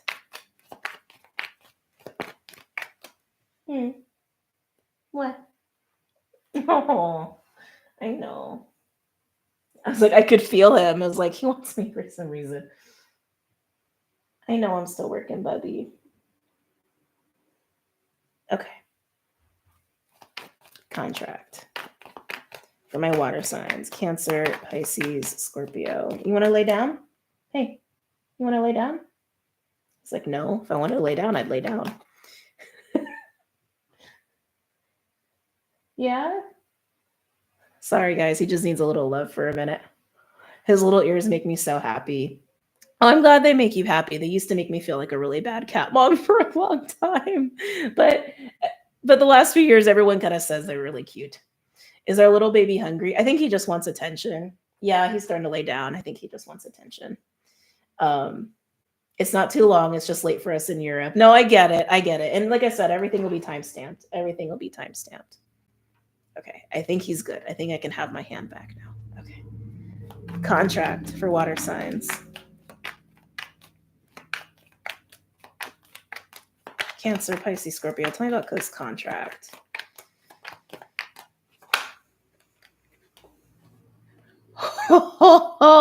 Okay. Water signs. You don't have to cross this bridge. You really don't. It is a free will choice. And from what I can see, I totally understand why you would not want to. Okay. But what comes with it? I mean, Ace of Pentacles, Queen of Cups, and the Ace of Cups. Ace of Pentacles is absolutely stability, even though it looks like an unstable bridge, which is kind of funny, right? This is definitely a situation where I think you need to check in with everything, but like definitely use your intuition with the Queen of Cups being here. But Ace of Pentacles this could be coming with money.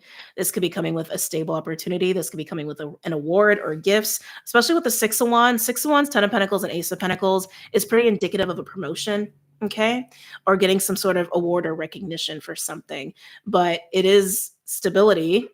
It is also speaking directly to your heart. He's playing with pens. And as the Queen of Cups, like this does speak to you on a lot of levels as a water sign, especially because this water sign reading, the Queen of Cups coming out is pretty indicative of that too. So does it require investment? Yes. Does it require commitment? Yes. Does it look scary as shit? Yes. Is it an emotional risk for you? In your eyes? Yes. So, like I said, you don't want to take this, no judgment in it, but I'm just saying, looks pretty damn good. Tell me more about contract.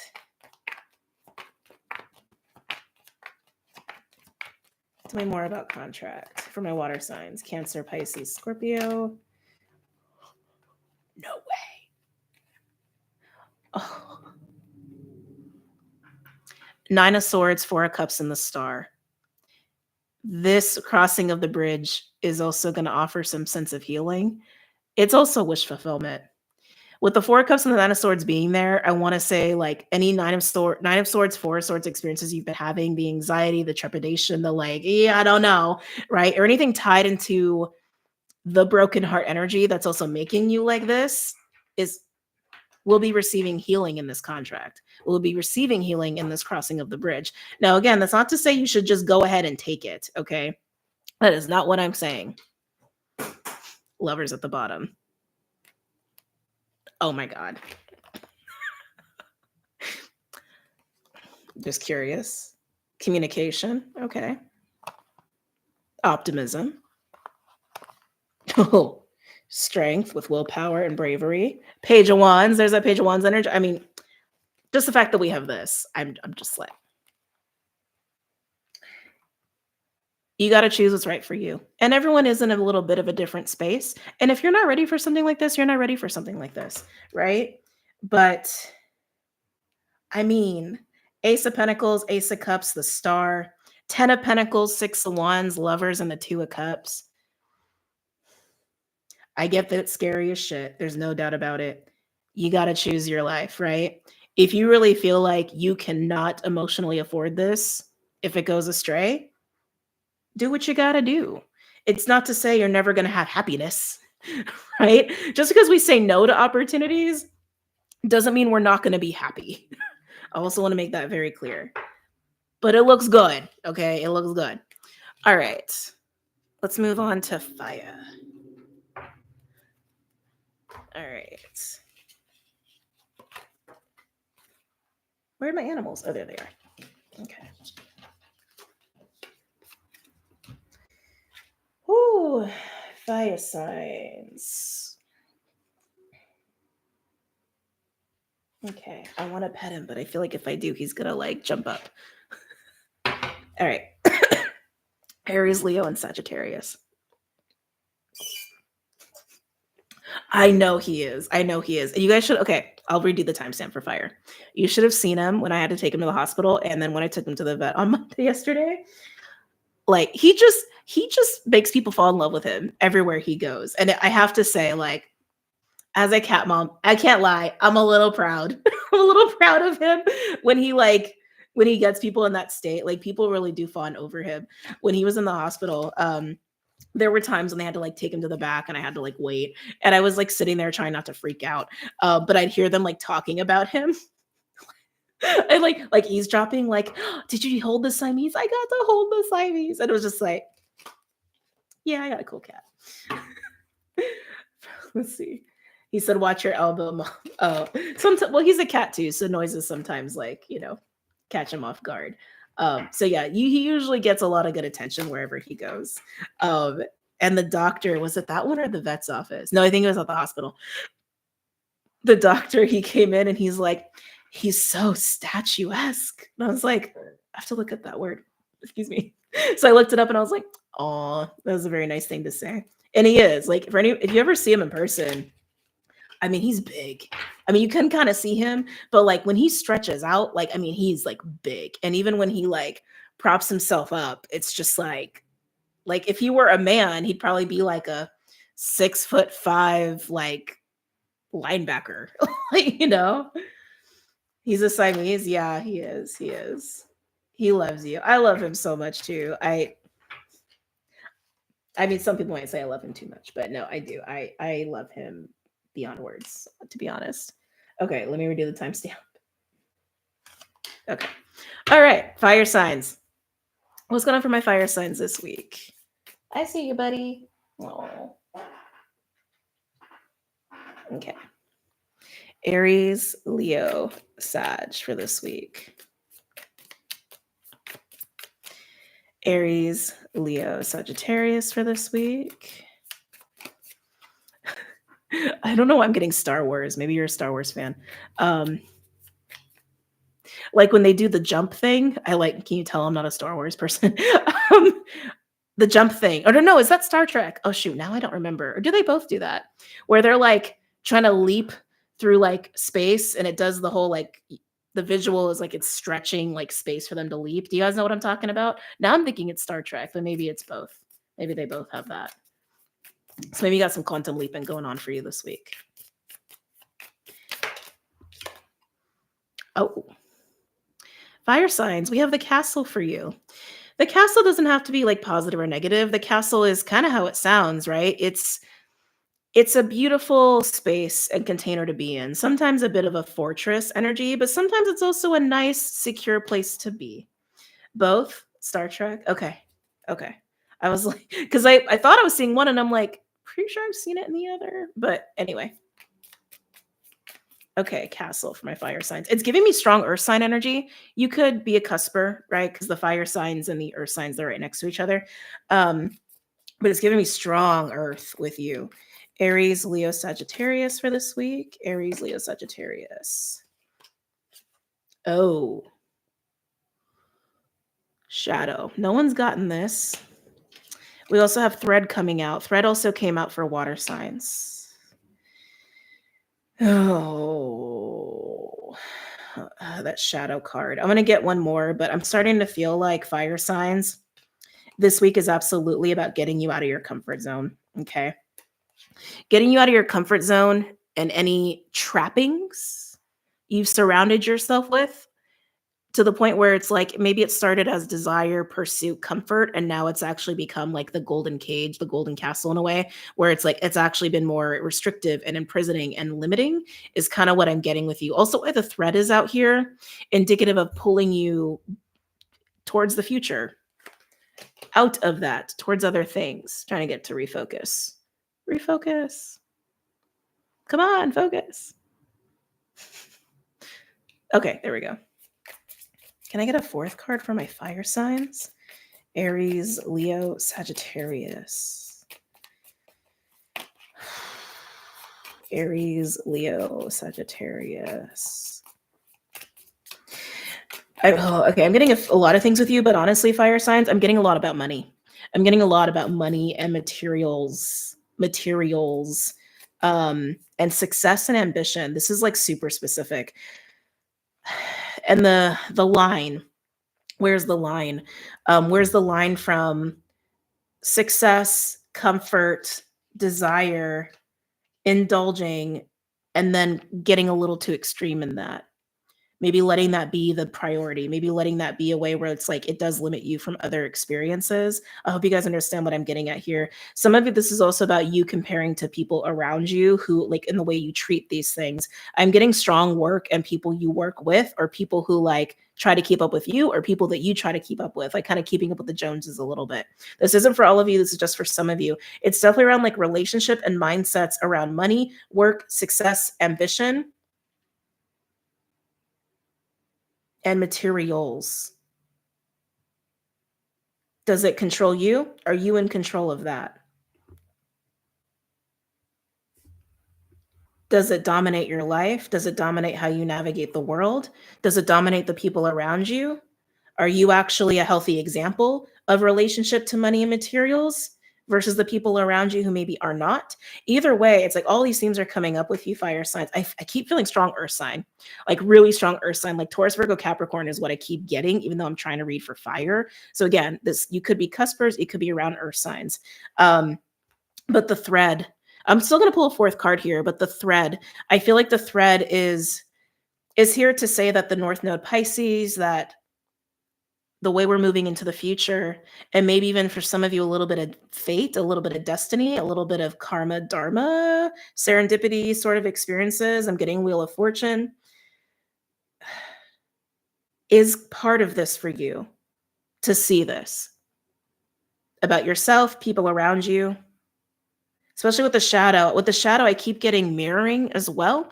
And with that, I do feel like you in relation to others around you.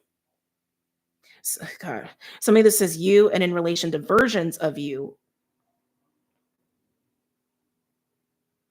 but I just keep getting this is a lot about money, ambition, career, material success, even wants to be said, and your relationship and views of these things, and also other people around you, how they treat these things. Oh shit. Don't get scared. Don't get scared, fire signs. Apocalypse. I also want to take this one. Okay, beautiful. The flame. I was like, because I was feeling it on the top and I was like, oh, it really wants to come out. Flame. This is the sacred flame, in my opinion. This card to me represents our essence, our passion, our inspiration. It represents the spark of life within us that drives us to fulfillment. This is important in a fire sign reading, especially. And I almost want to put on, God, I wish I could show you guys the cards because I'm seeing it like this. Apocalypse is over here, and then the flame is like over here.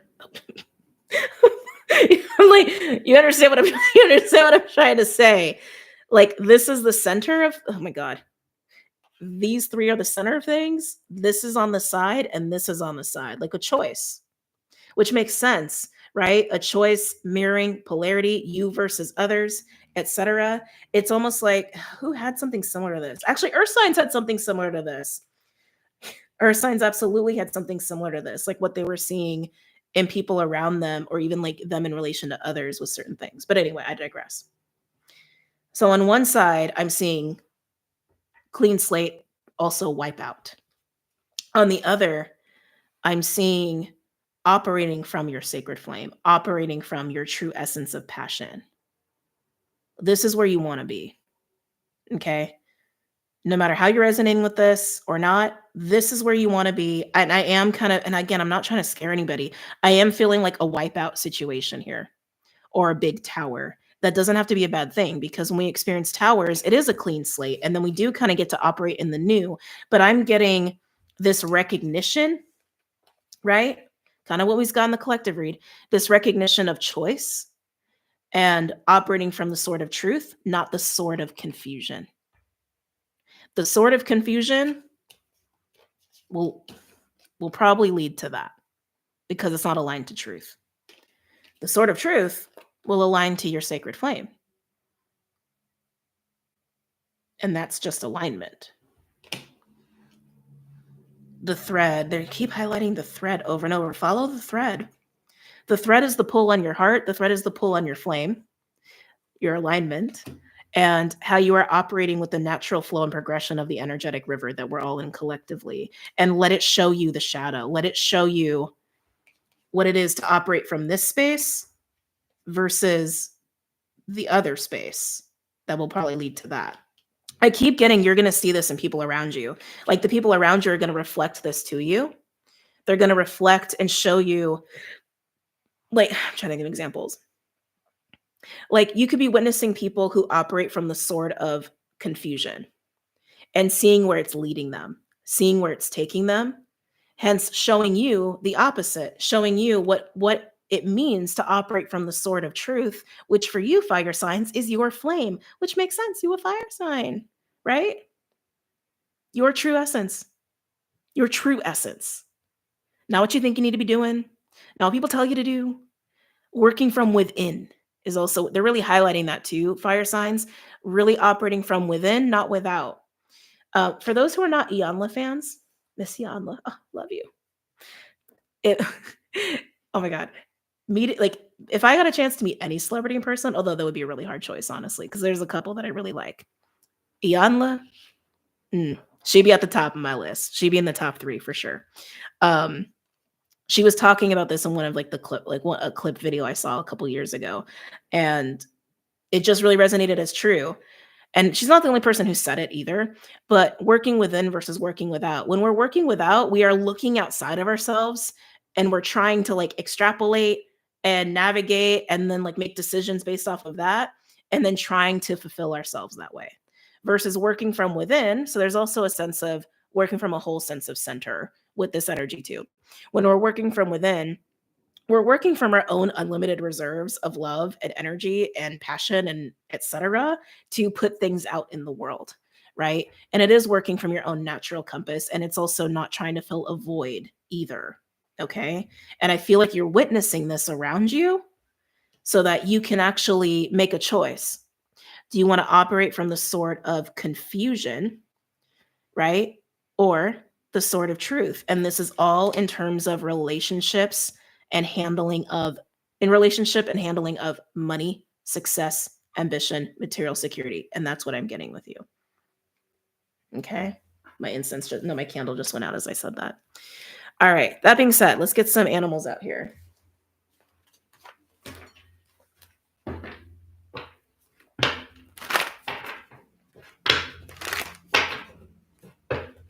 We're on the final one, Sea Angel. We're on the final one. We're doing fire.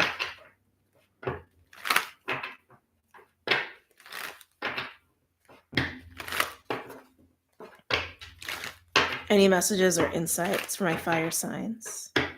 You totally feel like earth signs right now. Aries, Leo, Sagittarius. Aries, Leo, Sagittarius. Ooh, okay. I like seeing that with you. We have butterfly. Butterfly can be a renewed energy. It can be about beauty, about grace, new beginnings, but it's a very like light energy. It has a sense of freedom to it, and I'm almost getting like the full energy, like you were carrying a lot and now you're like, huh, like you've dropped it. Is almost how this feels with the butterfly. Like you're free. You're free. If any of you have been in a Two of Swords kind of an energy, like Moon Libra Two of Swords energy, and you've been holding on to the Sword of Truth, I'm going to see the Two of Swords so differently after after today. Totally, because I've been seeing like the Two of Swords for years now as holding two truths, but maybe it's really not. Maybe one is like literally the Sword of Truth, and the other one's the Sword of Confusion, and they can't coexist, right? So it's just a new lens. But anyway. Yeah, if you've been in a Two of Swords energy, if you've been feeling kind of stuck or a little confused, right? I feel like you're getting very clear because you're dropping the sword of illusion. And with it, for some of you, I feel like you're dropping a big weight. Some of you have been carrying around like ideas or expectations that are just not yours. They're just not yours. They're just not yours. Ain't yours to carry. Feels very Ten of Wands to me. And I do feel like you're finding a freedom here in only holding on to the sword of truth / your flame.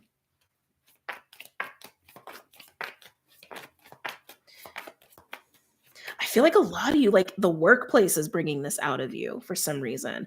The workplace, finances, maybe your home situation, it's bringing all this up and out for you. Tell me more from my, it's called you earth signs for fire. Ooh, I like the turtle. Not like I'm biased or anything. Turtle to me is grandmother, elder energy. It is wisdom. It's wisdom of pace. It's also wisdom of going with the flow. It's very earthy, it's very watery, and it also speaks of patience, but it is a card of wisdom. And well of wisdom is a big thing this week, as I've already mentioned in the astrology portion and overview, if you haven't looked at that already, if you're only doing the readings, okay? Oh, God, that feels good. Like the turtle feels really good. I almost want to say it feels like a sigh of relief, fire signs, for some reason. You could absolutely be close to your ancestors at this time. It feels soothing. It feels soothing. It feels grounded. It feels very easy. It keeps screaming earth to me, even though I know it's water. But it is relying on, I want to say, your own divine wisdom, honestly. And again, you could also be getting a lot of support right now from people you love or ancestors or even elders, people older than you or mentors or teachers. Okay. Can I get a third card for my fire signs? Aries, Leo, Sag.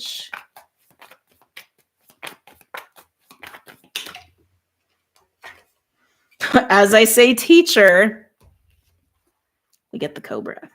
Cobra is one of my Saturn cards in this deck. Cobra definitely in the book speaks of teacher mentorship.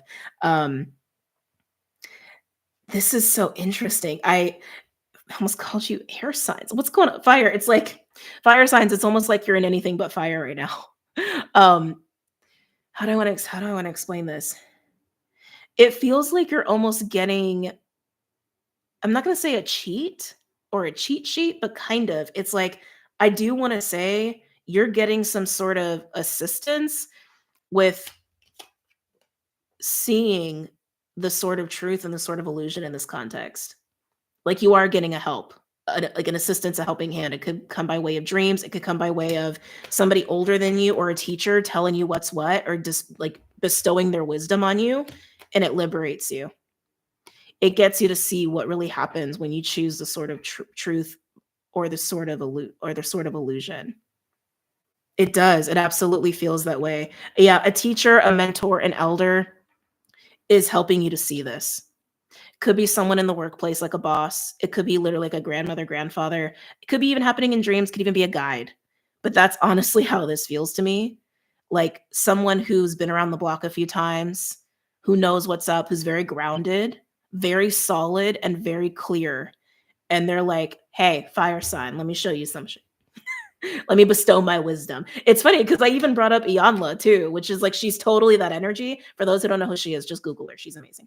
Um, yeah. Okay. Some of you, if for those who resonate with future selves, could even be your future self coming in to be like, yo, fire sign, we need to like see some shit really clear. Okay. So fascinating. Okay, let's go ahead and pull from the energy oracle.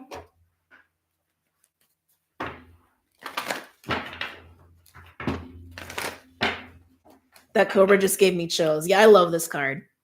I love this card. It's like even the eyes, it's very much like the pressure of Saturn, which most people don't love that. I don't know why I got excited to say that, but I did. Okay, anyway. Any messages or insights?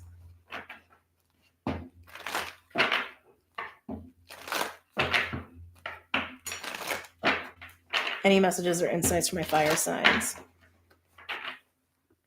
Okay. For this week, for my fire signs for this week. Interesting. We have guarded in the gate and indecision. Indecision is that Two of Swords card energy. It's also Two of Wands with the garden and the gate. So which are you going to choose? Fire. I'm having a lot of trouble saying fire signs. What are you going to choose, fire signs? The path / sword of illusion, of working without, or the sword of truth, working within. Garden and the gate being here, it actually has a little bit of the same flavor, kind of. Garden and the gate speaks of safety and security, right? Do I stay in the known or do I venture to the unknown is normally what it speaks of. But I'm also getting to like, what's the truth and what's the illusion? Is the truth operate within the gate, or is the illusion to operate within the gate?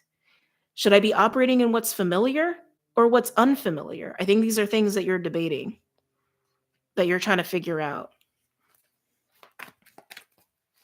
I'm hearing prayer. Some of you may feel called to actually pray for the first time. Interesting. Whoever needed to hear that for the first time or just more. Okay. I keep getting ancestors though. I do. I keep getting ancestors really strongly, but who else did this come up for? There was another element that had some biblical energy, and I don't remember which one it was. And I'm getting that a little bit too. Like maybe you're thinking about going to church or going back to church. And that's pretty specific for those who need to hear that. But I'm definitely getting the call for prayer and communion. But I'm getting more ancestors, but I am also getting that like biblical referencing too. So just whoever needs to hear that.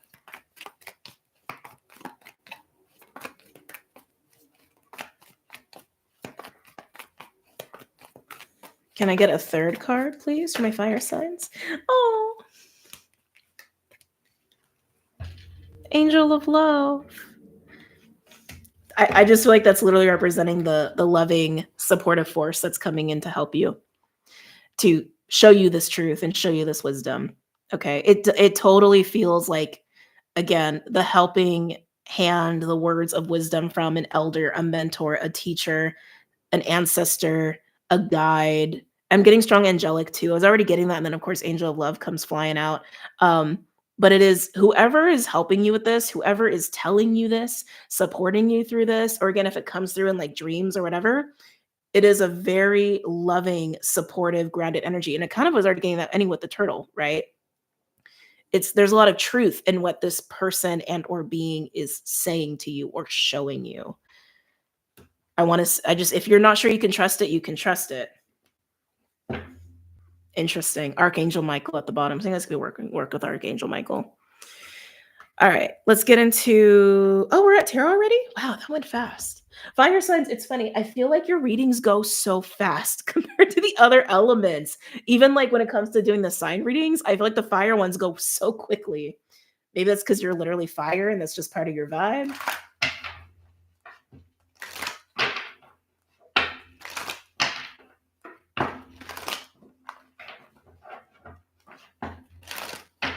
Let's look at the indecision.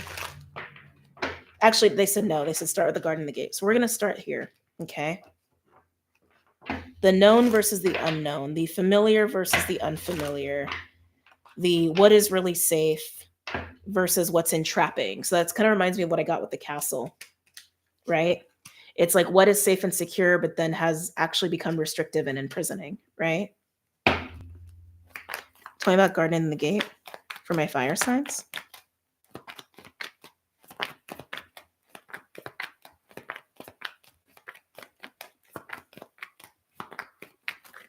Tell me about garden and the gate for my fire signs.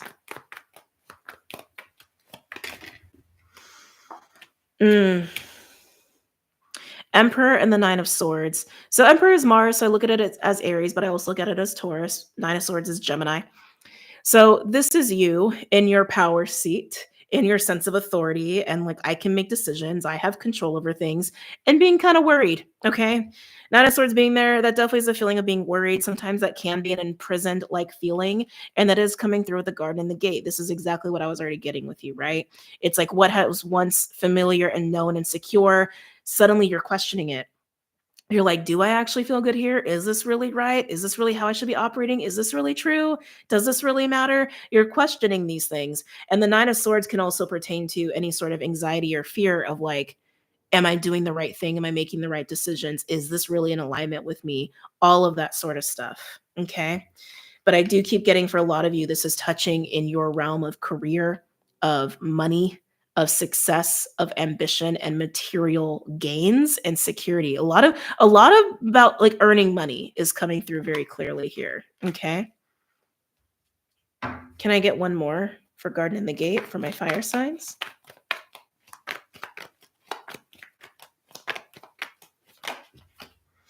Oh yeah. Entrapping, that's for sure. The devil.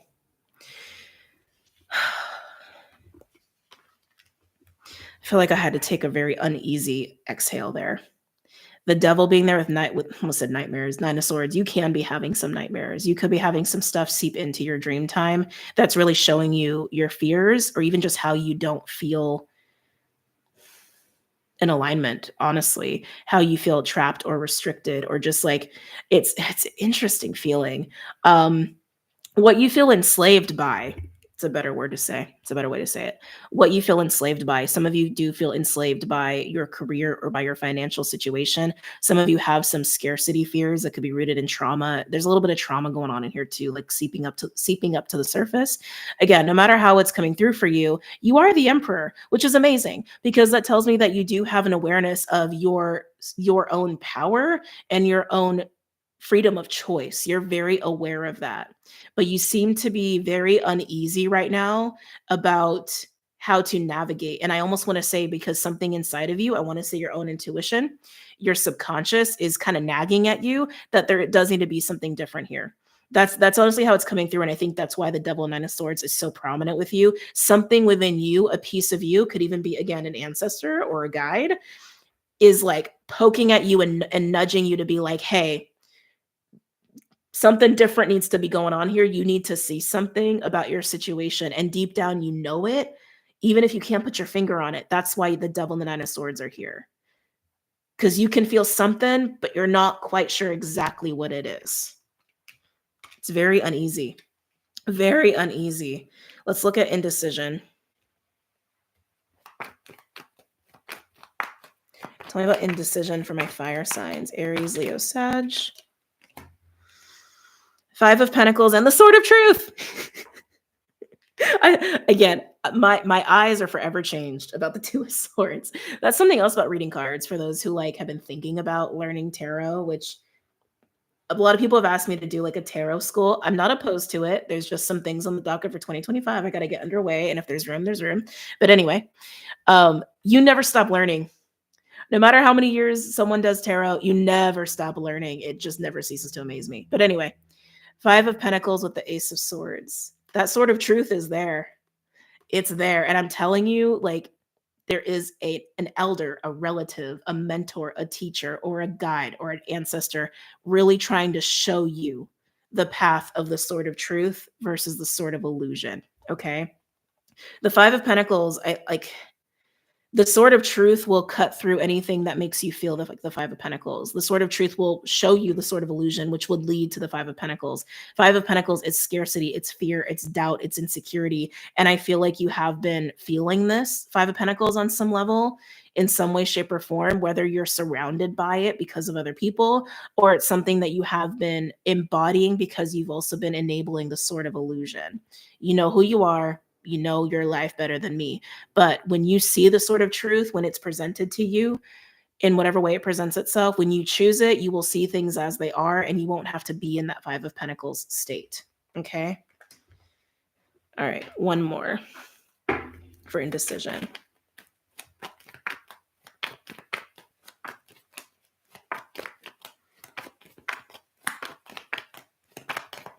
One more for indecision, please. Eight of Wands. Oh, interesting. Eight of Swords at the bottom. I almost want to say it's like these are kind of representing manifestations of these different swords. Sword of Truth leads to expansion, growth, movement, excitement. Eight of Swords, the Sword of Illusion, it leads to fear and entrapment and imprisonment. What? I love when he talks. He hasn't been talking much because he hasn't been feeling well. So this is the best he's been in quite a while. But anyway, so just honing in on everything I already said, that Eight of Wands does feel like expansion to me and growth and movement. And also the Cobra speaks to that, which is also why it's my Saturn card, because it's the teacher too. But just pointing that out. Eight of Wands could also be indicative of travel or making very physical moves away from certain situations that enable or are attached or connected to the Sword of Illusion. Okay. All right, let's look at Angel of Love, the helping force. I love this card so much. Let's look at that one. Okay. Tell me about Angel of Love. Hold on a second. The eyeliner is making me crazy. Just give me 1 minute. I know, Bubby. We're almost done. Oh, it's better. Okay. Angel of Love. For my fire signs. Aries. Seven of Cups and the Ace of Pentacles. The help that's coming in here to show you this. I know. Don't want to cover him. The help that's coming in to show you this will definitely clear up the confusion. But Seven of Cups is also possibilities. I feel like the help that's getting you to see the difference of the swords is also, not to sound cheesy, but is daring you to dream a little bit with the Seven of Cups. Yeah, daring you to experiment, daring you to be creative and dare to imagine, dare I say. And through that, you can birth the Ace of Pentacles. Through that, yeah, I want to say you're going to birth this. I don't think it's going to be given to you. I think it's just going to naturally create itself as you see the Sword of Truth, embrace the Sword of Truth, grow, expand, maybe travel, maybe make some big moves here, open yourself up, dare to dream, and then this is just going to form naturally is honestly what I'm getting. But Ace of Pentacles is coming for almost everybody today, which has been very lovely and very nice. Ace of Pentacles is usually a new beginning or opportunity that's rooted in stability. It's very tangible. It's very much in your physical reality. Like you will experience it out even within and without, right? Because like Ace of Cups, Ace of Wands, like I said before, that's a very internal experience. This is an external experience. Okay. Hi. All right, one final card. King of Wands just flashed me. I don't know why I wanted to say it that way. Tell me about Angel of Love.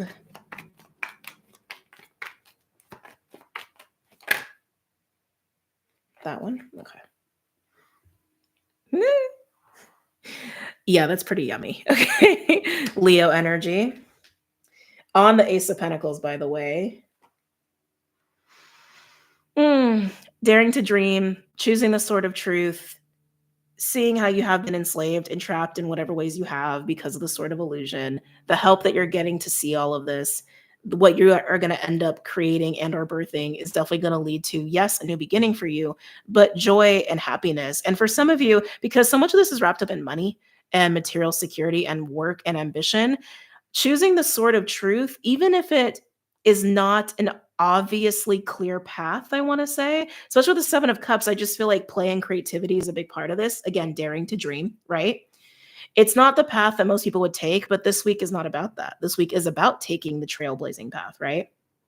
But taking the path that most people would judge you for or say is like not worth taking, again, your unique path that you're guided to, instructed to, under all of this energy we've been talking about, actually leads to material security. And the other way might not, to be totally frank with you. Ace of Pentacles and the Sun or Five of Pentacles, right? So if you have a trusted relative, teacher, mentor, and when I say trusted, you know it in your body. You know it in your body. You don't walk on eggshells around this individual. They don't make you anxious. They don't make you feel crappy. Like, it's uplifting, it's joyful, it feels good to talk and or deal with whoever this is. And if it is a more non-physical person, like a guide or an angelic energy, a being, an ancestor, the way that that's going to come to you is probably going to be in your dreams or dream time. It can even just be a knowing or even just a sign or indication or a synchronicity. I feel like it's going to be very obvious though. It's going to be very clear in your face. However that comes through, honor that, respect that if that resonates for you. Because I'm telling you, like, you are getting a bit of a I don't want to say a cheat because it's just you're just getting an assistance, right?